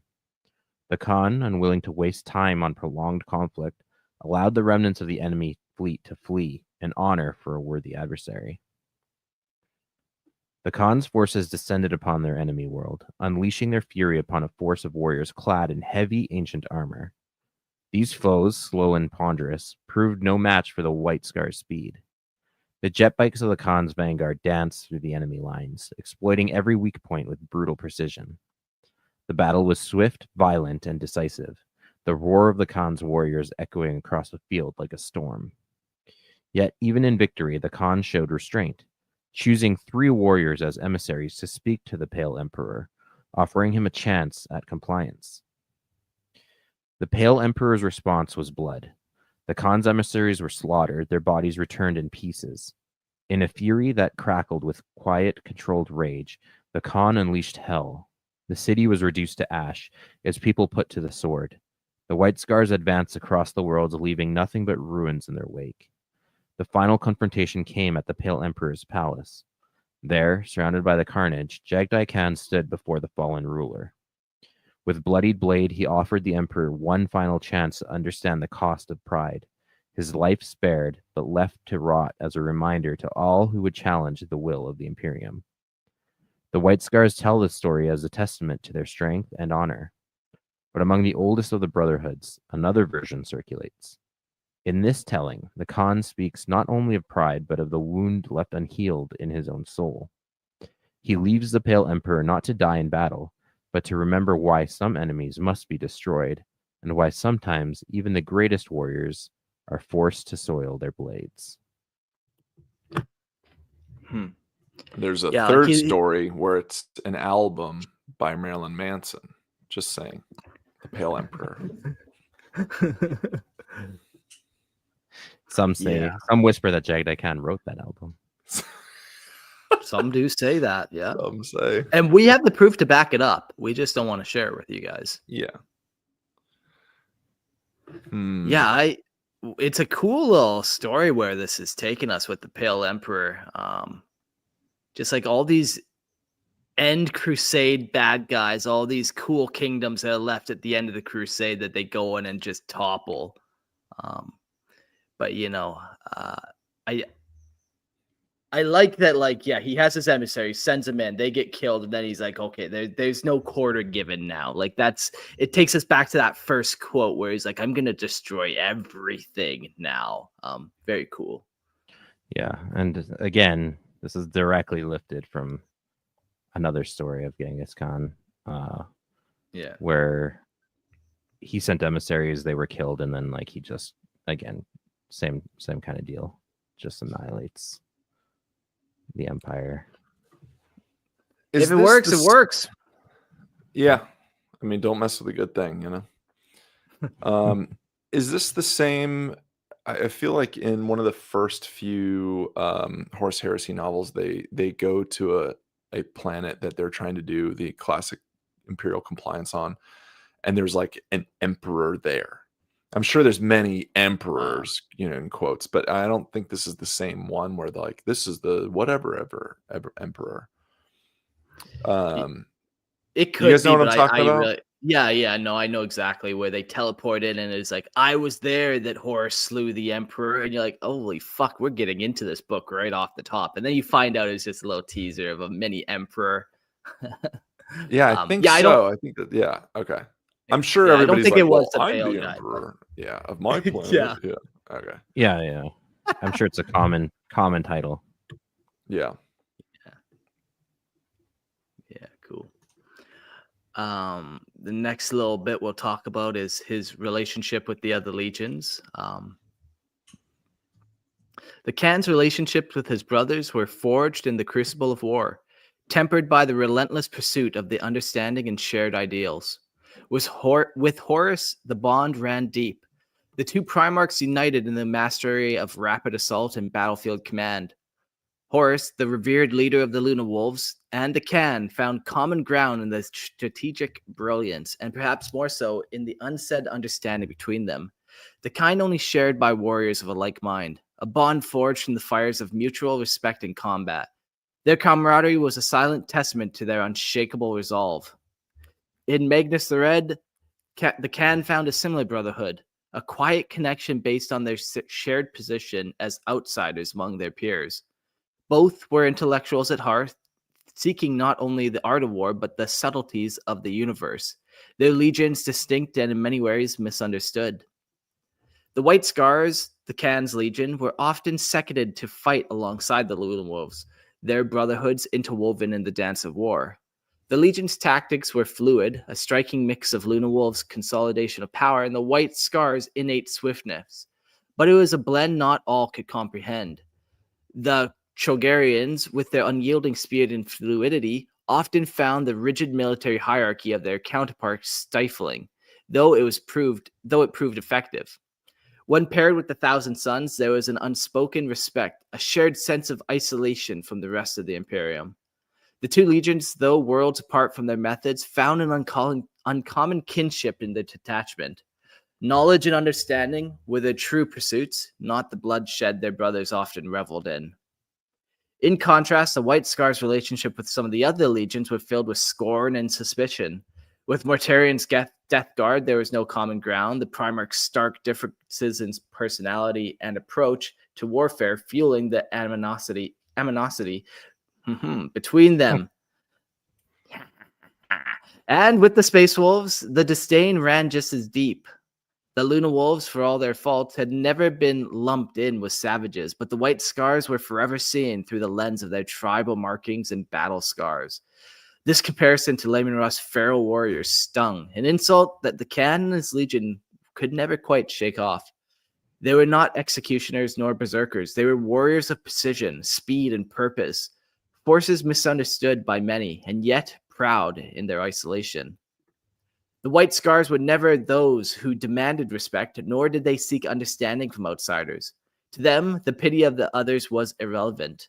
Their speed, their ferocity of their attacks, and their sheer resolve, these were the things that mattered. If others failed to see it, it was their loss. The Khan, ever the stoic leader, never wavered in his vision. The White Scars moved faster, fought faster, and struck with brutality none could match. But there was a bitterness in that pride, a slow-burning resentment of the world that had refused to accept them for who they were, and yet they refused to change. They would not be molded into something they were not. In their eyes, it was the Imperium that was fractured, not them. Rivalries between the ancient chapters were inevitable.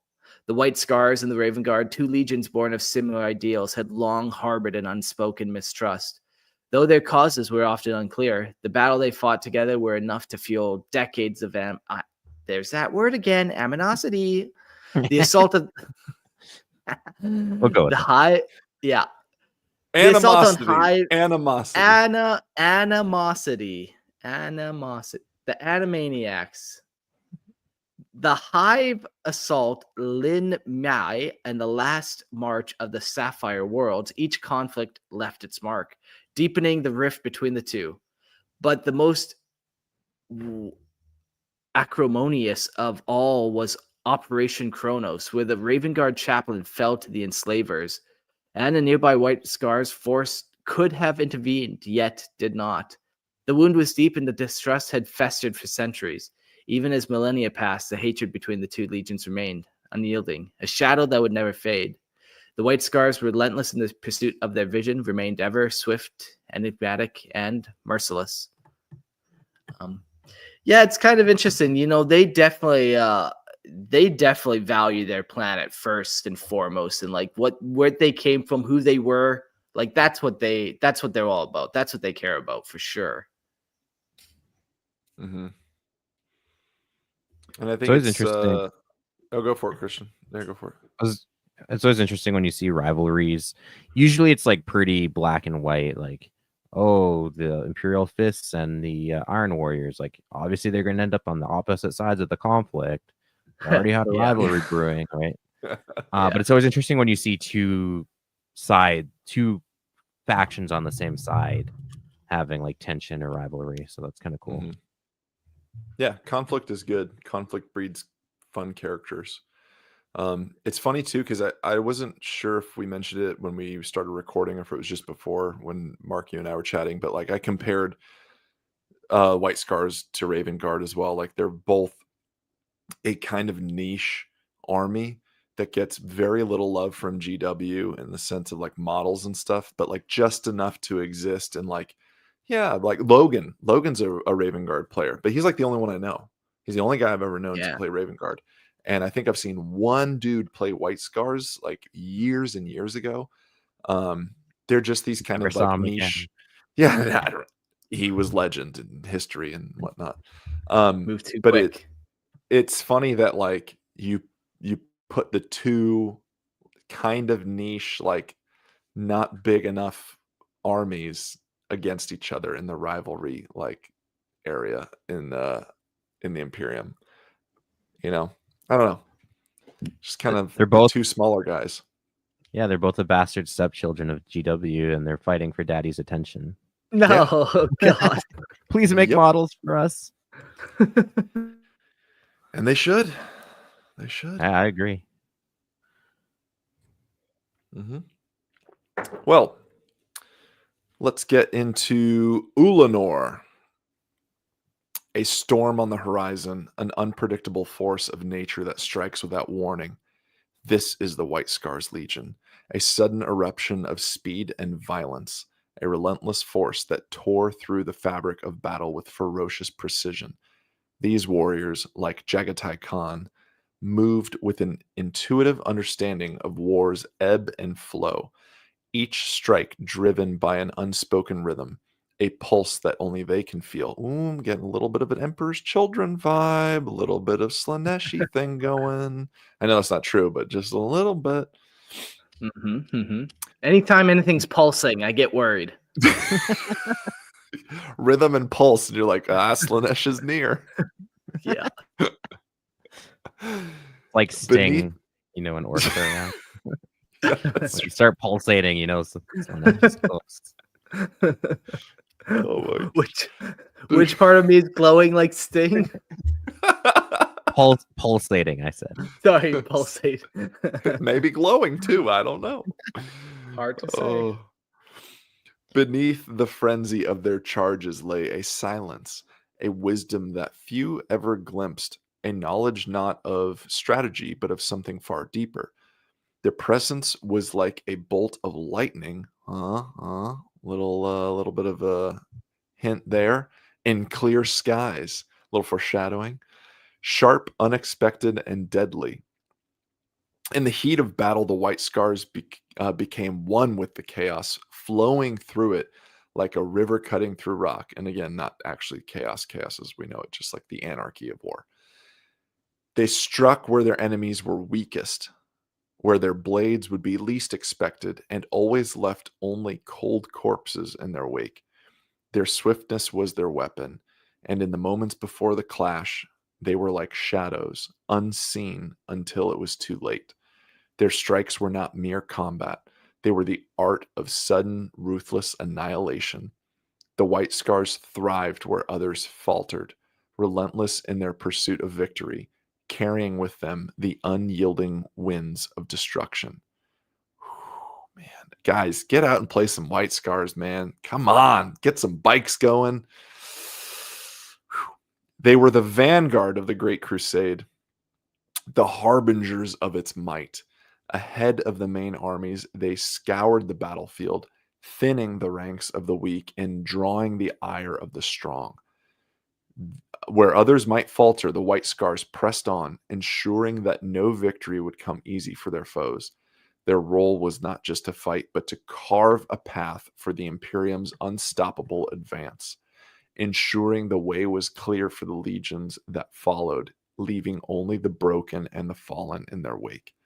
Their victories were the quiet foundation of 1,000 others, the unseen force that made the impossible possible. Jaghatai Khan's mastery of the battlefield, honed on the steppes of Chogoris, proved to be as devastating on the many worlds of the Great Crusade as it had been in his homeland.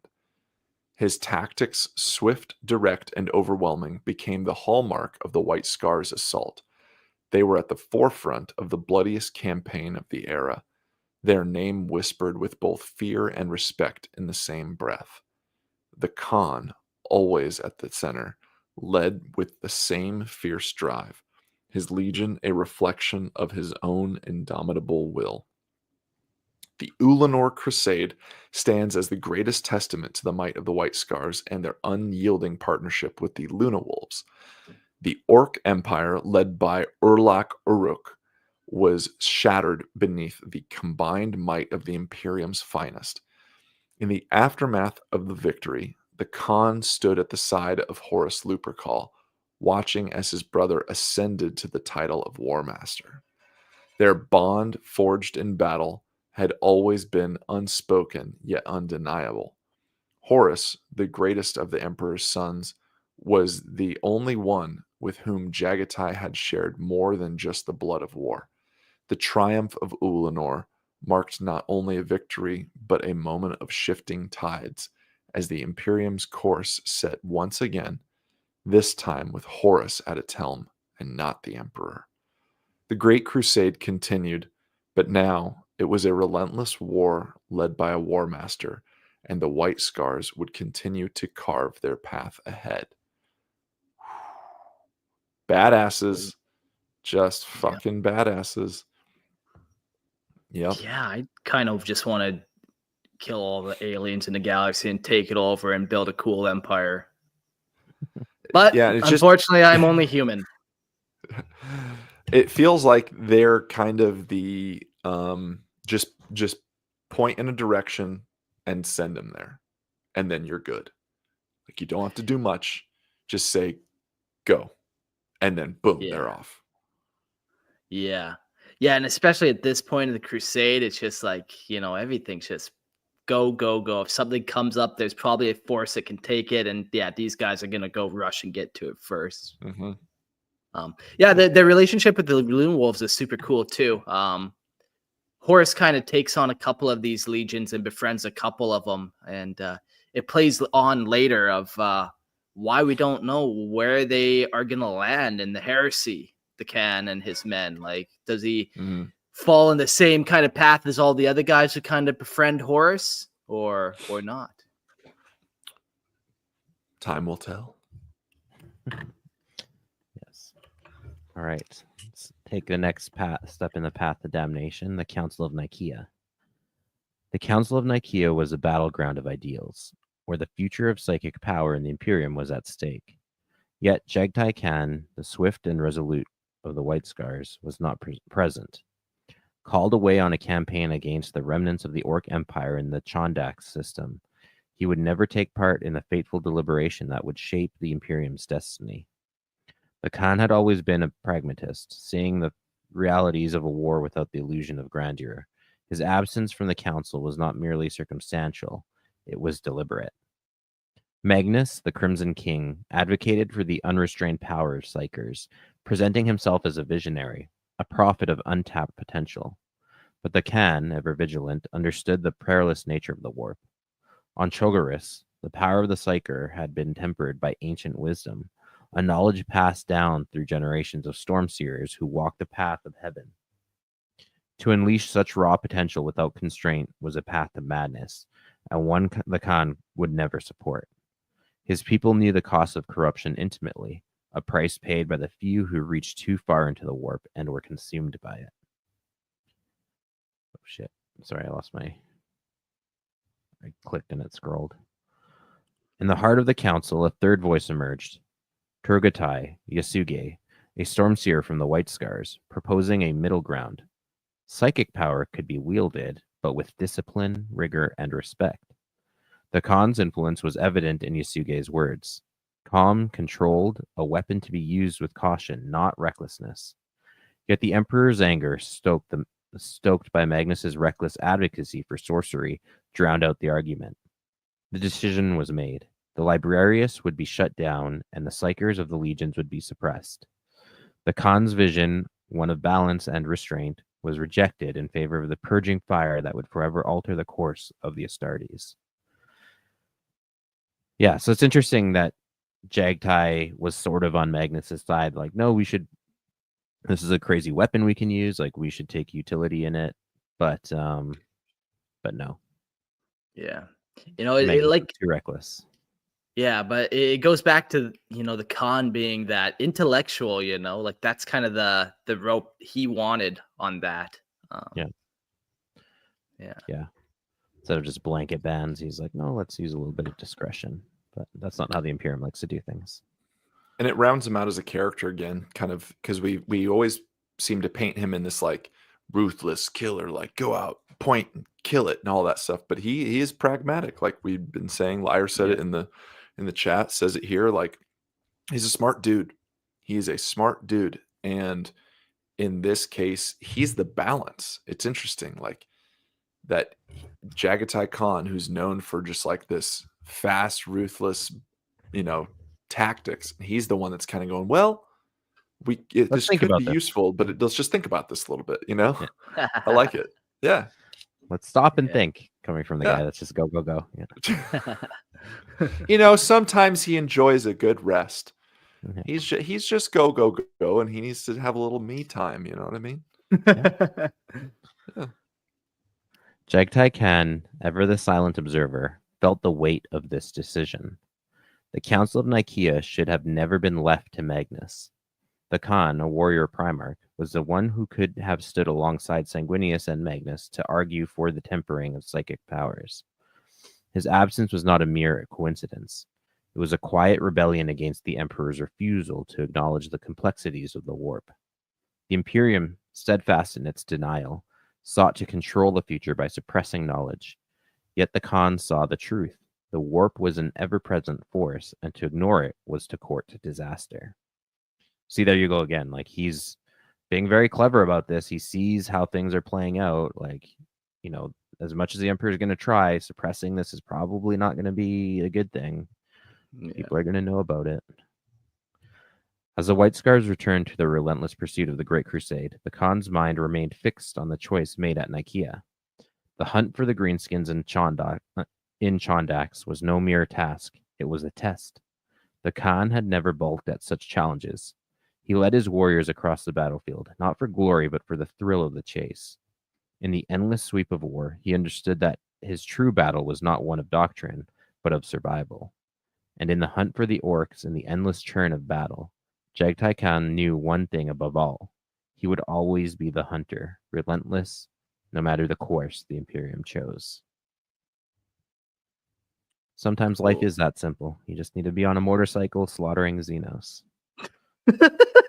It can be that simple, eh? We just like to overcomplicate things. Exactly. True happiness, true freedom lies in a spear and handlebars.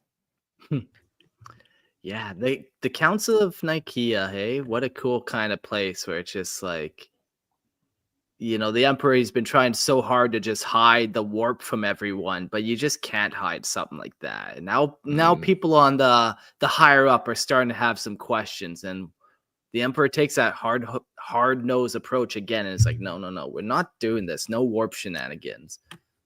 Thinking that's the best way, but really, man, it just kind of almost like it, suppressing knowledge is a bad thing. yeah, and Hmm. it also Yeah. makes avenues for people to kind of like do bad things where now Magnus and some other people have to hide it, and now you're creating kind of people like who are just doing bad things, even though they're just born that way to have those psychic powers. They just Yeah. want to be who they are. There you go. Psyker rights. Yeah. Psyker Yeah. rights. Start a new movement.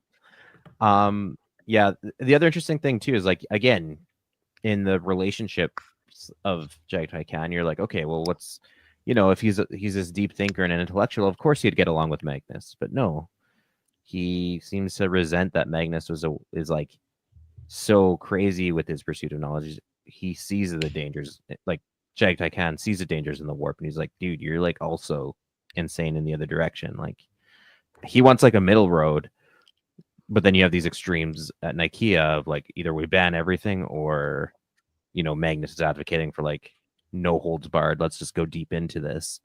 Yeah. And so again, like there's that tension. Like him and Magnus are probably not going to jive well either, even though they have that shared pursuit of knowledge. Yeah. And Mhm. ultimately, he chooses to kind of latch back onto what his homeworld kind of taught him. And, that's kind of his position typically. He's like, well, what do the storm seers do? Well, they like harness their power. They temper it. They use wisdom. There's training. Like, come on, we can do this. But no, just not quite. The Emperor had his own agenda. As he does. As he does. And sometimes agenda without telling people what's going on. Like, I've got Yeah. this secret project that you're not going to learn about until later on. If then Might be even. webways. I don't know. We'll see. I'll never tell. Maybe, Yeah. probably not, but might be. Yeah, the storm seers are pretty cool. We kind of mentioned they're the librarians or the psychic users of the white scars. We'll mention them briefly here. Maybe this is a good spot to kind of talk about how they draw their powers and all that kind of stuff. And it'll give us a little more clarity on the Council of Nicaea as well. So the storm seers of the white scars, although akin to traditional librarians, carry a legacy far older and more primal. Their origins trace back to the tribal holy men of Chogoris, who once rode with the Khan himself, guiding his rise to power. It was these seers, alongside the tribal chieftains, who declared him the Great Khan, a sovereign of the plains after his victory against the Palatine. Drawing their power from the untamed forces of Chogoris, they avoid the warp's malevolent grasp, grounding their might in the natural energies of their homeworld, much like the rune priests of the Space Wolves.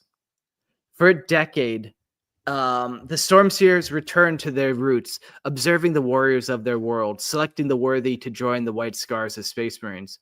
When the Great Khan falls, they retreat to the Kumkatra Mountains, where the Brotherhood of Khan submit to trials so brutal that few survive, and those who do never speak of them.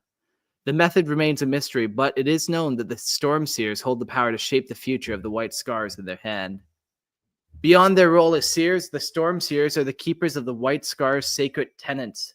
They believe their chapter's duty is to obliterate the Emperor's enemies and to wait for his return. Well, we won't talk about that. Where does that kind of end? They stand as a bridge between the past and the world of Chogoris once thrived and the future, where their legend will reign again. For the White Scars, lightning is not just a symbol, it is a harbinger of strength, both in war and a mystic power. Their combat style, fast and brutal, mirrors a crackling storm, a reminder of the primal energies that they wield. The Storm Seals, wielding their stylized force staffs, channel this raw power, linking themselves to the spirits of the land and sky. It is the bond that ensures that the White Scars triumph, for as long as the elements fight alongside them, they remain invincible. Through the Great Crusade and the Horus Heresy, the Stormseers stood as advisors to their clans, mystics who guide their leaders with foresight and arcane knowledge. They were more than just warriors, they were spiritual and tactical backbone of the White Scars, shaping their path through the stars and the storm. So yeah, you can see just like how important these guys are, not only just for, you know, the population of Chogoris, those who aren't even White Scars, but also to the White Scars. And then to kind of have this like banished all of a sudden, you're like, hold on, this is like a tradition of my people for eons and eons. And also hold on, like we do it safe. Like we're not just casual about this. There's techniques that have been passed down, and we ground ourselves into the planet. And also we call upon the spirits of our ancestors to guide the power. You know, a couple of these factors, and yeah, the Emperor just comes and strips it away. So I have actually a question on that, and this also sort of applies to the Space Wolves, I guess, too, with their whole concepts of the weird and like drawing. They believe that they draw their warp power from the planet Veneris itself.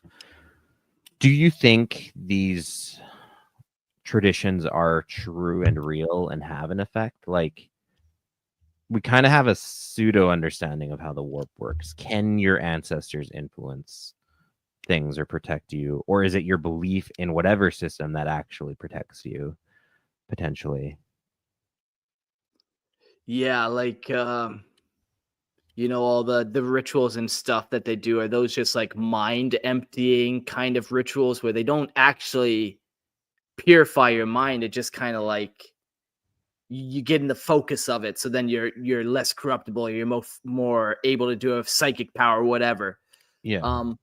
Yeah, like I look at the orcs too, and the way they kind of have psychic powers, and we've talked about weird boys and how they have sticks and they channel wog energy through that, and if it gets too much, they're actually ground that staff into the earth and try to ground wog energy that way. So yeah, maybe the White Scars kind of are doing a similar way, where yeah, they're kind of not grounding, but maybe pulling the warp energy through the planet or something like that to kind of nullify it. Or, you know, there could be a million different ways of how they Sure. do it. My question is, do these techniques work, right? Like, it's Yeah, almost like when you talk about, like, let's say like a strange shamanistic practice of some culture that like they say, you know, some spirit does X thing, and then it turns out like scientifically something does happen. Let's say I'm finding it hard to explain this. Like chewing on bark of, I forget what tree it is, like there's traces of acetaminophen in it, I think. So like you make a tea out of this bark and it's supposed to like be a painkiller, right? But let's say you have some belief in the tree that the tree is doing this, right? But then it turns out scientifically you analyze the tea and it's like, okay, yeah, like there's acetaminophen in the tea, so it is acting like a painkiller, so it has a real life effect. But what Yeah. it's being ascribed to culturally is not the case, right? So is That's the great there, mystery, yeah, like, Yeah. is right? that what's happening That's here? what. Or Yeah. Now, I don't think we should have an answer to that. I think in the sense of like that's what's great is like, is it this? Is it this? I don't know. I hope they never define that in this scenario too, Yeah. right. because All that's what's cool. I think. All I know is every librarian Stormseer that I've seen a picture of uses a psychic hood. So it doesn't seem very protected if you're using that kind of technology to protect you. What, your planet not good enough all of a sudden? Maybe. Right. Hard to say. Okay. They got some cool minis though. No. Yeah. You raise a good point, Christian. I think that your kind of the thought process that you're going with is spot on, and it makes sense to kind of question that. I think that's explaining the fun mystery though of like, are they actually doing this because it's just the scientific thing, the way the warp works or whatnot, or is it actually kind of the I don't know, spiritual side of things? And that blending is just so fun though. Like, why not? Yeah. Why not have kind of the mystery of it, you know? Sure. Yeah. And I'm down for that too. Like, again, I'm Yeah. on that same side of like, let's not explain every detail in 40K. Let's leave some mystery. But yeah, like, I mean, they speak with it with such conviction of like, yeah, our ancestors are in the warp, like guiding us. But we also Mhm. know that when people die, their souls get consumed. So is it that your belief in your ancestors is actually protecting their souls in the warp? Again, like that connection of the warp energy that all people emit? Or is it just straight up not true and something else is going on, right? I don't know. Right. Yeah. Yeah, fun. That's religion in a nutshell. Truly. I'm wearing a necklace right now that one of my good friends gave me this. It's from New Zealand. It's made out of bone, and it's like a New Zealand god of protection. I don't, Cool. it's cool to think that. For me personally, I don't necessarily buy into it, but like, fuck it, why not wear it? That's rad. Why not? That's a rad notion. I love that. That's cool. Yeah. Um, Why not try sacrificing virgins if you think you'll bring you luck? Why not? Yeah, people believe wacky things. There's people out there that think Nickelback is a good band. I don't know. I don't think that's Sure. true. I Do think not they're heretics. impugn the reputation of Nickelback. I just Look hell at this exists for a wall, reason. I'm man. just gonna say that.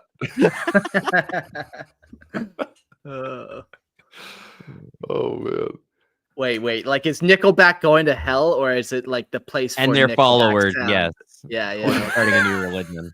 Like, yeah, okay. Uh, Well, that's where we're gonna leave kind of the story portion of this episode. We got a little bit more. We're gonna talk about his personality, appearance, and war gear. But yeah, that kind of is what happens to him in the Great Crusade. It isn't a whole lot. You get a couple really cool battles where it's these last holdouts of the galaxy that now they're conquering. But yeah, they weren't super influential. Like, not a whole lot happened. But yeah, let's dive into the personality and see kind of get a clearer picture of that. Cool. So, this is a quote we have here. Actually, might be pulled from a book. I'll have to look into that. Even his brother Primarchs understood little of him. His prowess with the blade earns him respect, even as his waywardness causes them concern. Gilliman has never trusted him. Russ is exasperated by him. Lorgar despises him for an untutored savage. Only Horus sees him for what he truly is. They are kindred souls, those two. Warrior archetypes bound by shared codes of martial honor and impatient with the heavy fetters of empire. This is Scars by Chris Raitt. I'm assuming that would be the book. Yeah. Okay, because I was going to say a guy in 40K Universe just named Chris Raitt. Like, that doesn't sound right. That would be great, but no. No. Yeah, Too I normal a think name. there's I'll have to check it out. I'll have to definitely read this one. But there's 3 words that we continue to kind of use when we talk about the personality of Jaghatai Khan, which is like relentless, strategic, enigmatic. So continuing forward, it says Jaghatai Khan thrived in the chaos of the Great Crusade, reveling in the hunt that spanned the dark corners of the galaxy. To him, the crusade was not a campaign, but an endless chase, an infinite pursuit through the stars where victory was inevitable and death was a companion.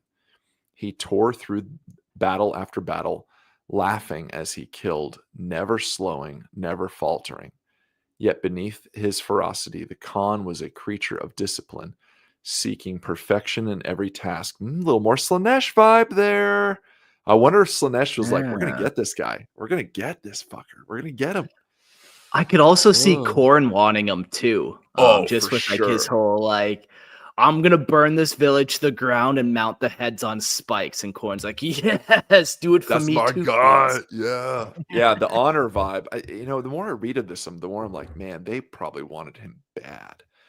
And I'm Yeah. a little surprised when we keep talking about the friendship he had, the kinship with him and Horus, that it just kind of didn't happen. But anyways, continuing on. So beneath the ferocity, the Khan was a creature of discipline, seeking perfection in every task, no matter how simple. His strength lay not in the brute force alone, but in the quiet mastery of his craft, the flawless strike of his blade, the deftness of his diplomacy. He required no adulation, only the satisfaction of precision, whether in war or in word. Slaanesh vibe. The Great Khan was a shadow among the Primarchs, elusive and distant, drawn not to the glory of conquest or the grandeur of command, but to the purity of the chase. A little less Slaanesh there. While others sat in war rooms and strategium halls, he remained hidden, letting his actions speak in silence. He did not seek an empire or carve his name into the annals of history. Instead, his work shaped the Imperium with a subtle, relentless hand.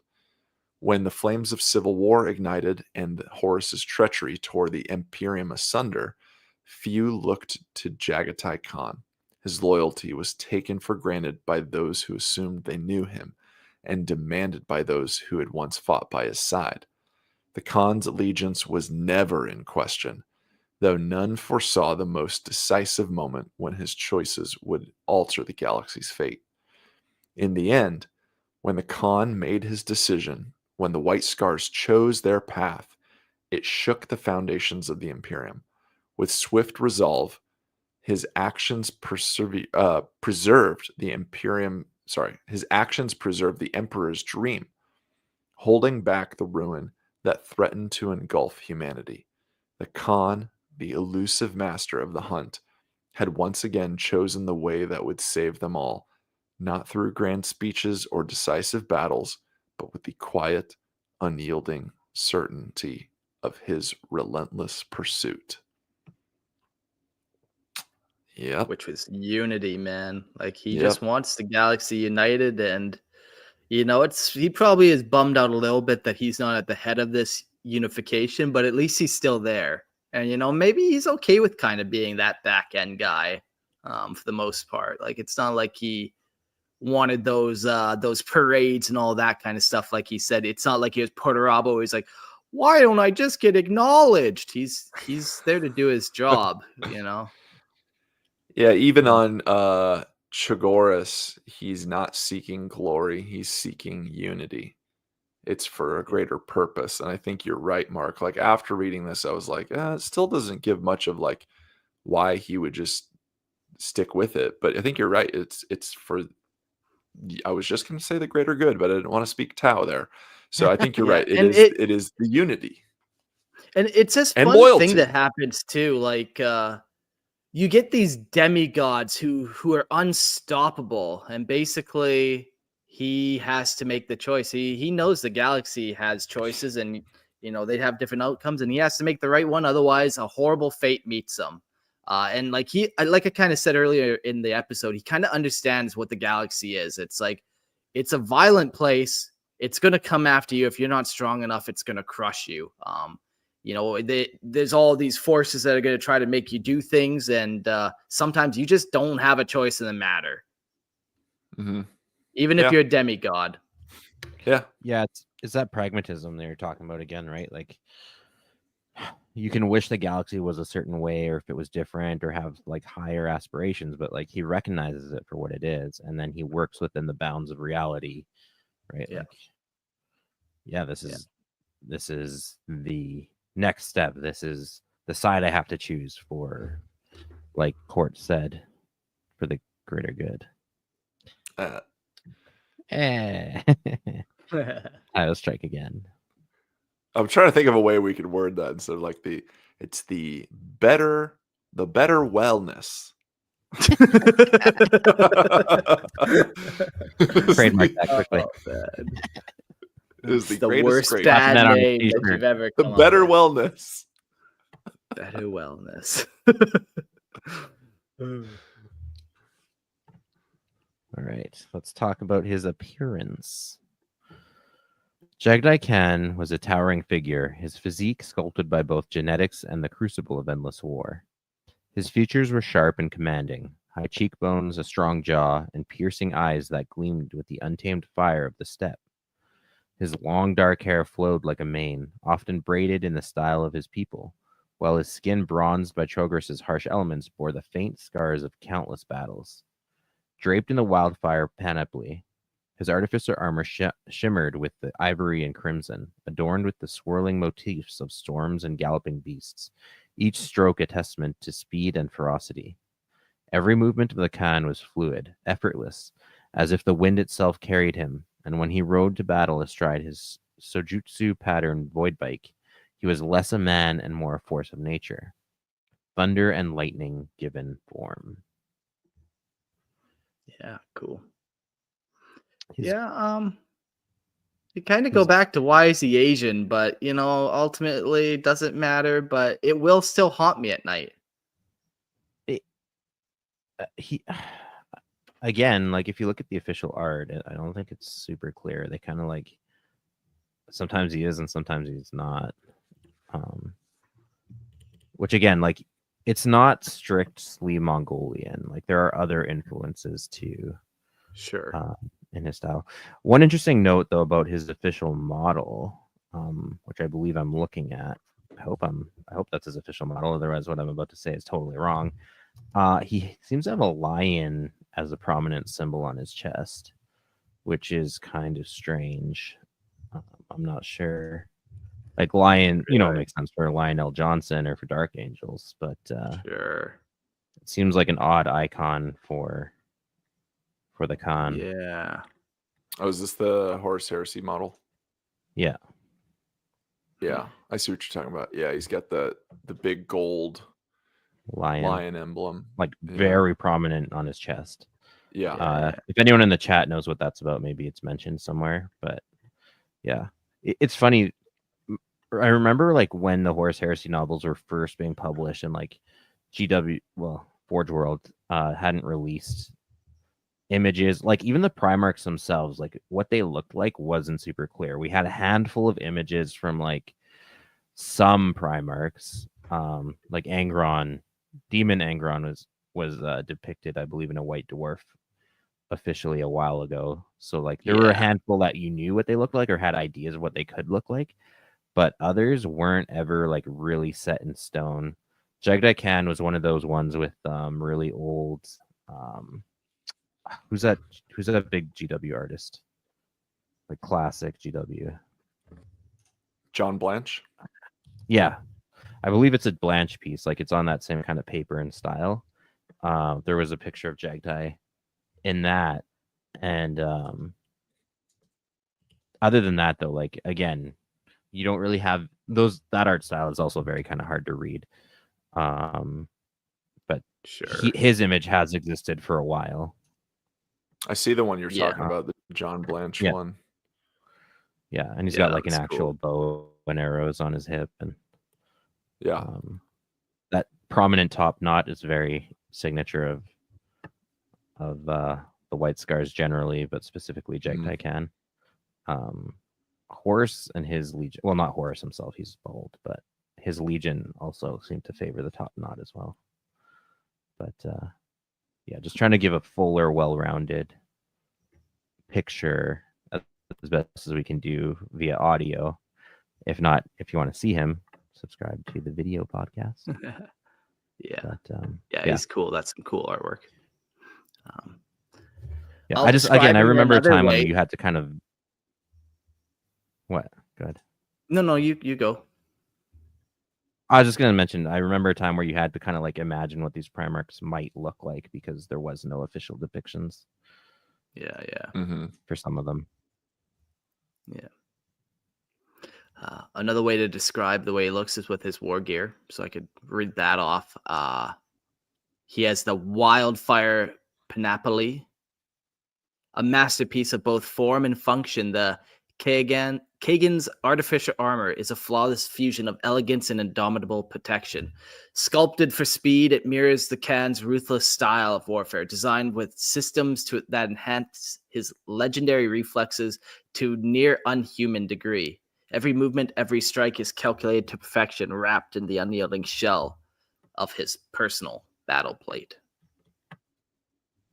The White Tiger Dao. The Khan's weapon, the saber-like blade honed for close combat, embodies the lethal grace of a predator. It's designed part of the very soul of the White Scars, allows the Khan to wield it effortlessly from the seat of his Sojutsu pattern void bike, making him a blur of motion on the battlefield, cutting through enemies with unmatched precision and deadly intent. He also has Storm's voice, and this is an artifact of the Dark Age, an archetype las pistol, and is a relic bestowed by the Emperor himself. A deadly weapon, it channels lightning into searing blasts, obliterating foes with a power few can withstand. The storm it summons mirrors the Khan's fury, a relentless force that cleaves through opposition with cold inevitability. He's got frag grenades, which are always fun. A necessary tool in the Khan's arsenal. These grenades are, everyone knows what frag grenades are. They're fucking grenades, man. And the final cool thing he's got is his Sojutsu pattern void bike. And it's a Khan's favored mount, a prototype long before its time. This pattern void bike is no mere jet bike. It is an ultra-light fighter craft capable of deep space maneuverability and unparalleled speed. With thrusters that grant limited flight and incredible agility, it is an extension of Khan himself, carrying him through the chaos of battle as a force of nature. Just picturing him and a bunch of Khans flying through fucking space together on their motorbikes, their jet bikes, that's fun as they raid enemy ships. Yeah. Yeah. When you read it earlier on and called it a void bike, I was like, what the heck does that mean? I know about jet bikes. Is that supposed to be a kind of jet bike? Why would they call it a void bike? Now we know. I was thinking the same thing. Yeah. Yeah, that's a cool picture, man. I picture Clone Wars too, the old animated movie where they had that like creature of worms or whatever, and all those bikes and shit like just zipping around. The White Scars are very cool with their motorbikes and just what they'll kind of get up to. You want to know one of the biggest travesties about GW? Huh? The fact that they don't sell a Jaghatai Khan on a jet bike. Yeah, what is that? Oh, yeah. Even Corsaro Khan, no motorbike for him, but we get the Raven Ring Samuel and his jet bike. Yeah. Yeah. Like what? You can sell a whole extra model for all those White Scar players, all 10 of them. Hate crimes are a real thing. Like, we got to be aware of this. And they'll never go away. They'll always be here to make us angry, especially GW. Yeah. Yeah. The thing we were talking about in the chat a little bit earlier, me and some of the guys were saying one of the kind of shit things is like, I think it's cool, and I'm sure we're all kind of in agreement here. Like the white is rad. Like the white paint scheme is cool. People don't want to paint white though. That's, I think, what really keeps a lot of players from diving into White Scars. Like bikes are sick. I think one of the things too early on, and I was looking at it in the 3rd edition rule book that I've got here, my trusty 40K Bible, but like bikes were expensive, and I don't necessarily mean points wise. Like I mean like actually expensive. Like when you were starting to play 40K in earlier editions, and even now they're not super prevalent, but like it's an expensive army to kind of get into, in the sense of like you're going to buy a ton of bikes and you're going to do it that way. It's rad. It's very cool. One of the other things also is like, I remember back in the day was like, do you put a bike on a base? Where do you measure from the bike? Like it's one of those a little bit nebulous. Like they used to have, you sometimes would see the bikes on a fantasy rectangular base, and that's what you kind of measured from. It was weird. So there was this like, I don't know if I want to do it that way. And Purge, I know you're asking, couldn't you just prime things white? Absolutely. 100%. You absolutely could. I would very much encourage you not to leave primer though. Like always paint over it. Even if you prime it white, paint it white. Just do another like actual paint coat. Like we're going to get in a little bit of the hobby stuff here too, is like, I never use actual white unless I'm highlighting something that's supposed to be white.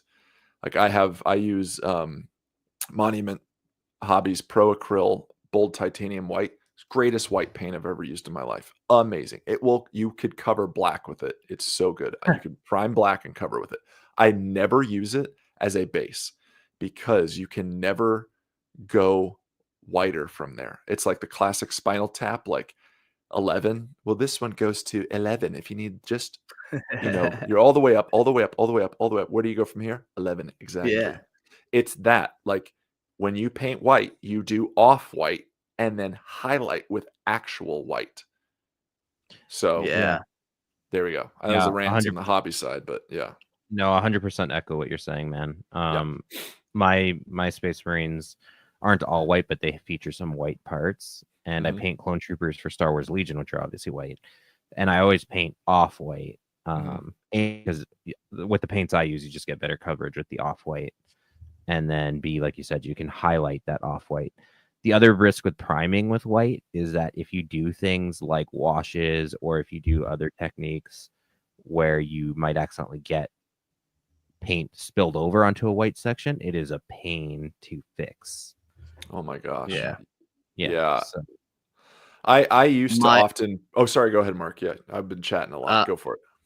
Now, my white technique is, you spray paint it white, and then you hit that bitch with like a purity seal or like a varnish, and then you give that bitch an oil wash, and it just runs right off that into all the cracks. I did my Tau that way, and like all those sleek white armor panels just like drop a little oil and it shoots into all the cracks. So you don't even have to paint them. So yeah, there's 100%. definitely ways around the white nowadays. That's sure. exactly what I do with my Necrons, because my Necrons are black and white. And Cool. I do the reductive technique. So like they're primed white, but then I paint them black and keep some of the white, and then I'll paint over the white primers and off white, but seal it. I'll do a gloss varnish, and then I'll take the secret beautiful sauce of AK Interactive Streaking Grime, and I will coat that shit. But it's protected, like you said, because you did a like an enamel seal over it. You did like a varnish, and then boom, as soon as I drop something on it, like the streaking grime flows right into the recesses, and then like it has a mind of its own. Yeah, and then you remove it, and it's like it was never there. If you want that flat panel to be really that color it was before, but yeah, you got to protect it with something first. Yeah. No, man, it's been a while since I painted. Now I want to go paint something. God, I love talking about the hobby stuff, man. Like, I know we talk lore so much, but like, I would just love a fucking hobby episode where we can just dig into it. Okay. I think I can I think I know the guy we can talk to, and that's me. So we can make that happen. All right, good. I've never seen your black and white Necron, and that seems like such a cool kind of combo of something you don't really see often. You have to send me a picture. I will post it in the Tithe channel on the Discord if you want to see it. Very nice. I'll post a few of them. They're slow painting, so like it's I fucking picked the easiest army to paint and made it the hardest army to paint. That'll happen, but I'm using Tau decals on them too. Like I really like the cool red Tau decals, and I like cut some of them off and use them on there as markings. Fucking ridiculous. Yeah, you're definitely have to send me them. Yeah. Well, I think we're pretty much at the end of the episode. We chewed up the last couple minutes of call in there with hobby talk. You're really gonna do that to Spaghetti Seth? He's been begging the whole episode to call in. We're at the start of this journey of white scars and the can and all of that. Man, it's fucking 12 a.m. where I am. You know what's super cool, boys? Daylight savings next week, which brings us an hour closer together. So, that is delightful. Like the Khan uniting his tribes. Bring us together. Yes, exactly. But until then, whatever. Then we'll be an hour, 2 hours apart. But no, it's late. We're gonna call it here. You can call in on the next episode and Yeah, we do love the call-ins, but sometimes it goes long. And notes, if you want to come listen to Homebrew Lore, come check out Lorehammer Listen to the Lord podcast. Lots of homebrew lore on there. It's a lot of fun. Come check it out. Yeah. And if you guys wanted to hear a little bit more from me, season 1 of the Funkatronic Rex podcast. I'm your host at the most, did it all and whatnot. They just came out with season 2. Spoiler, I'm not on there, but still good friends of mine.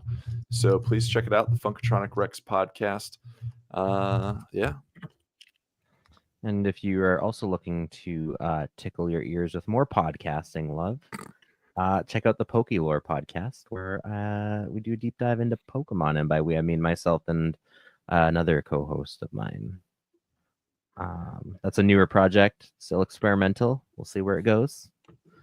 We'll see how deep we get into the Pokemon universe.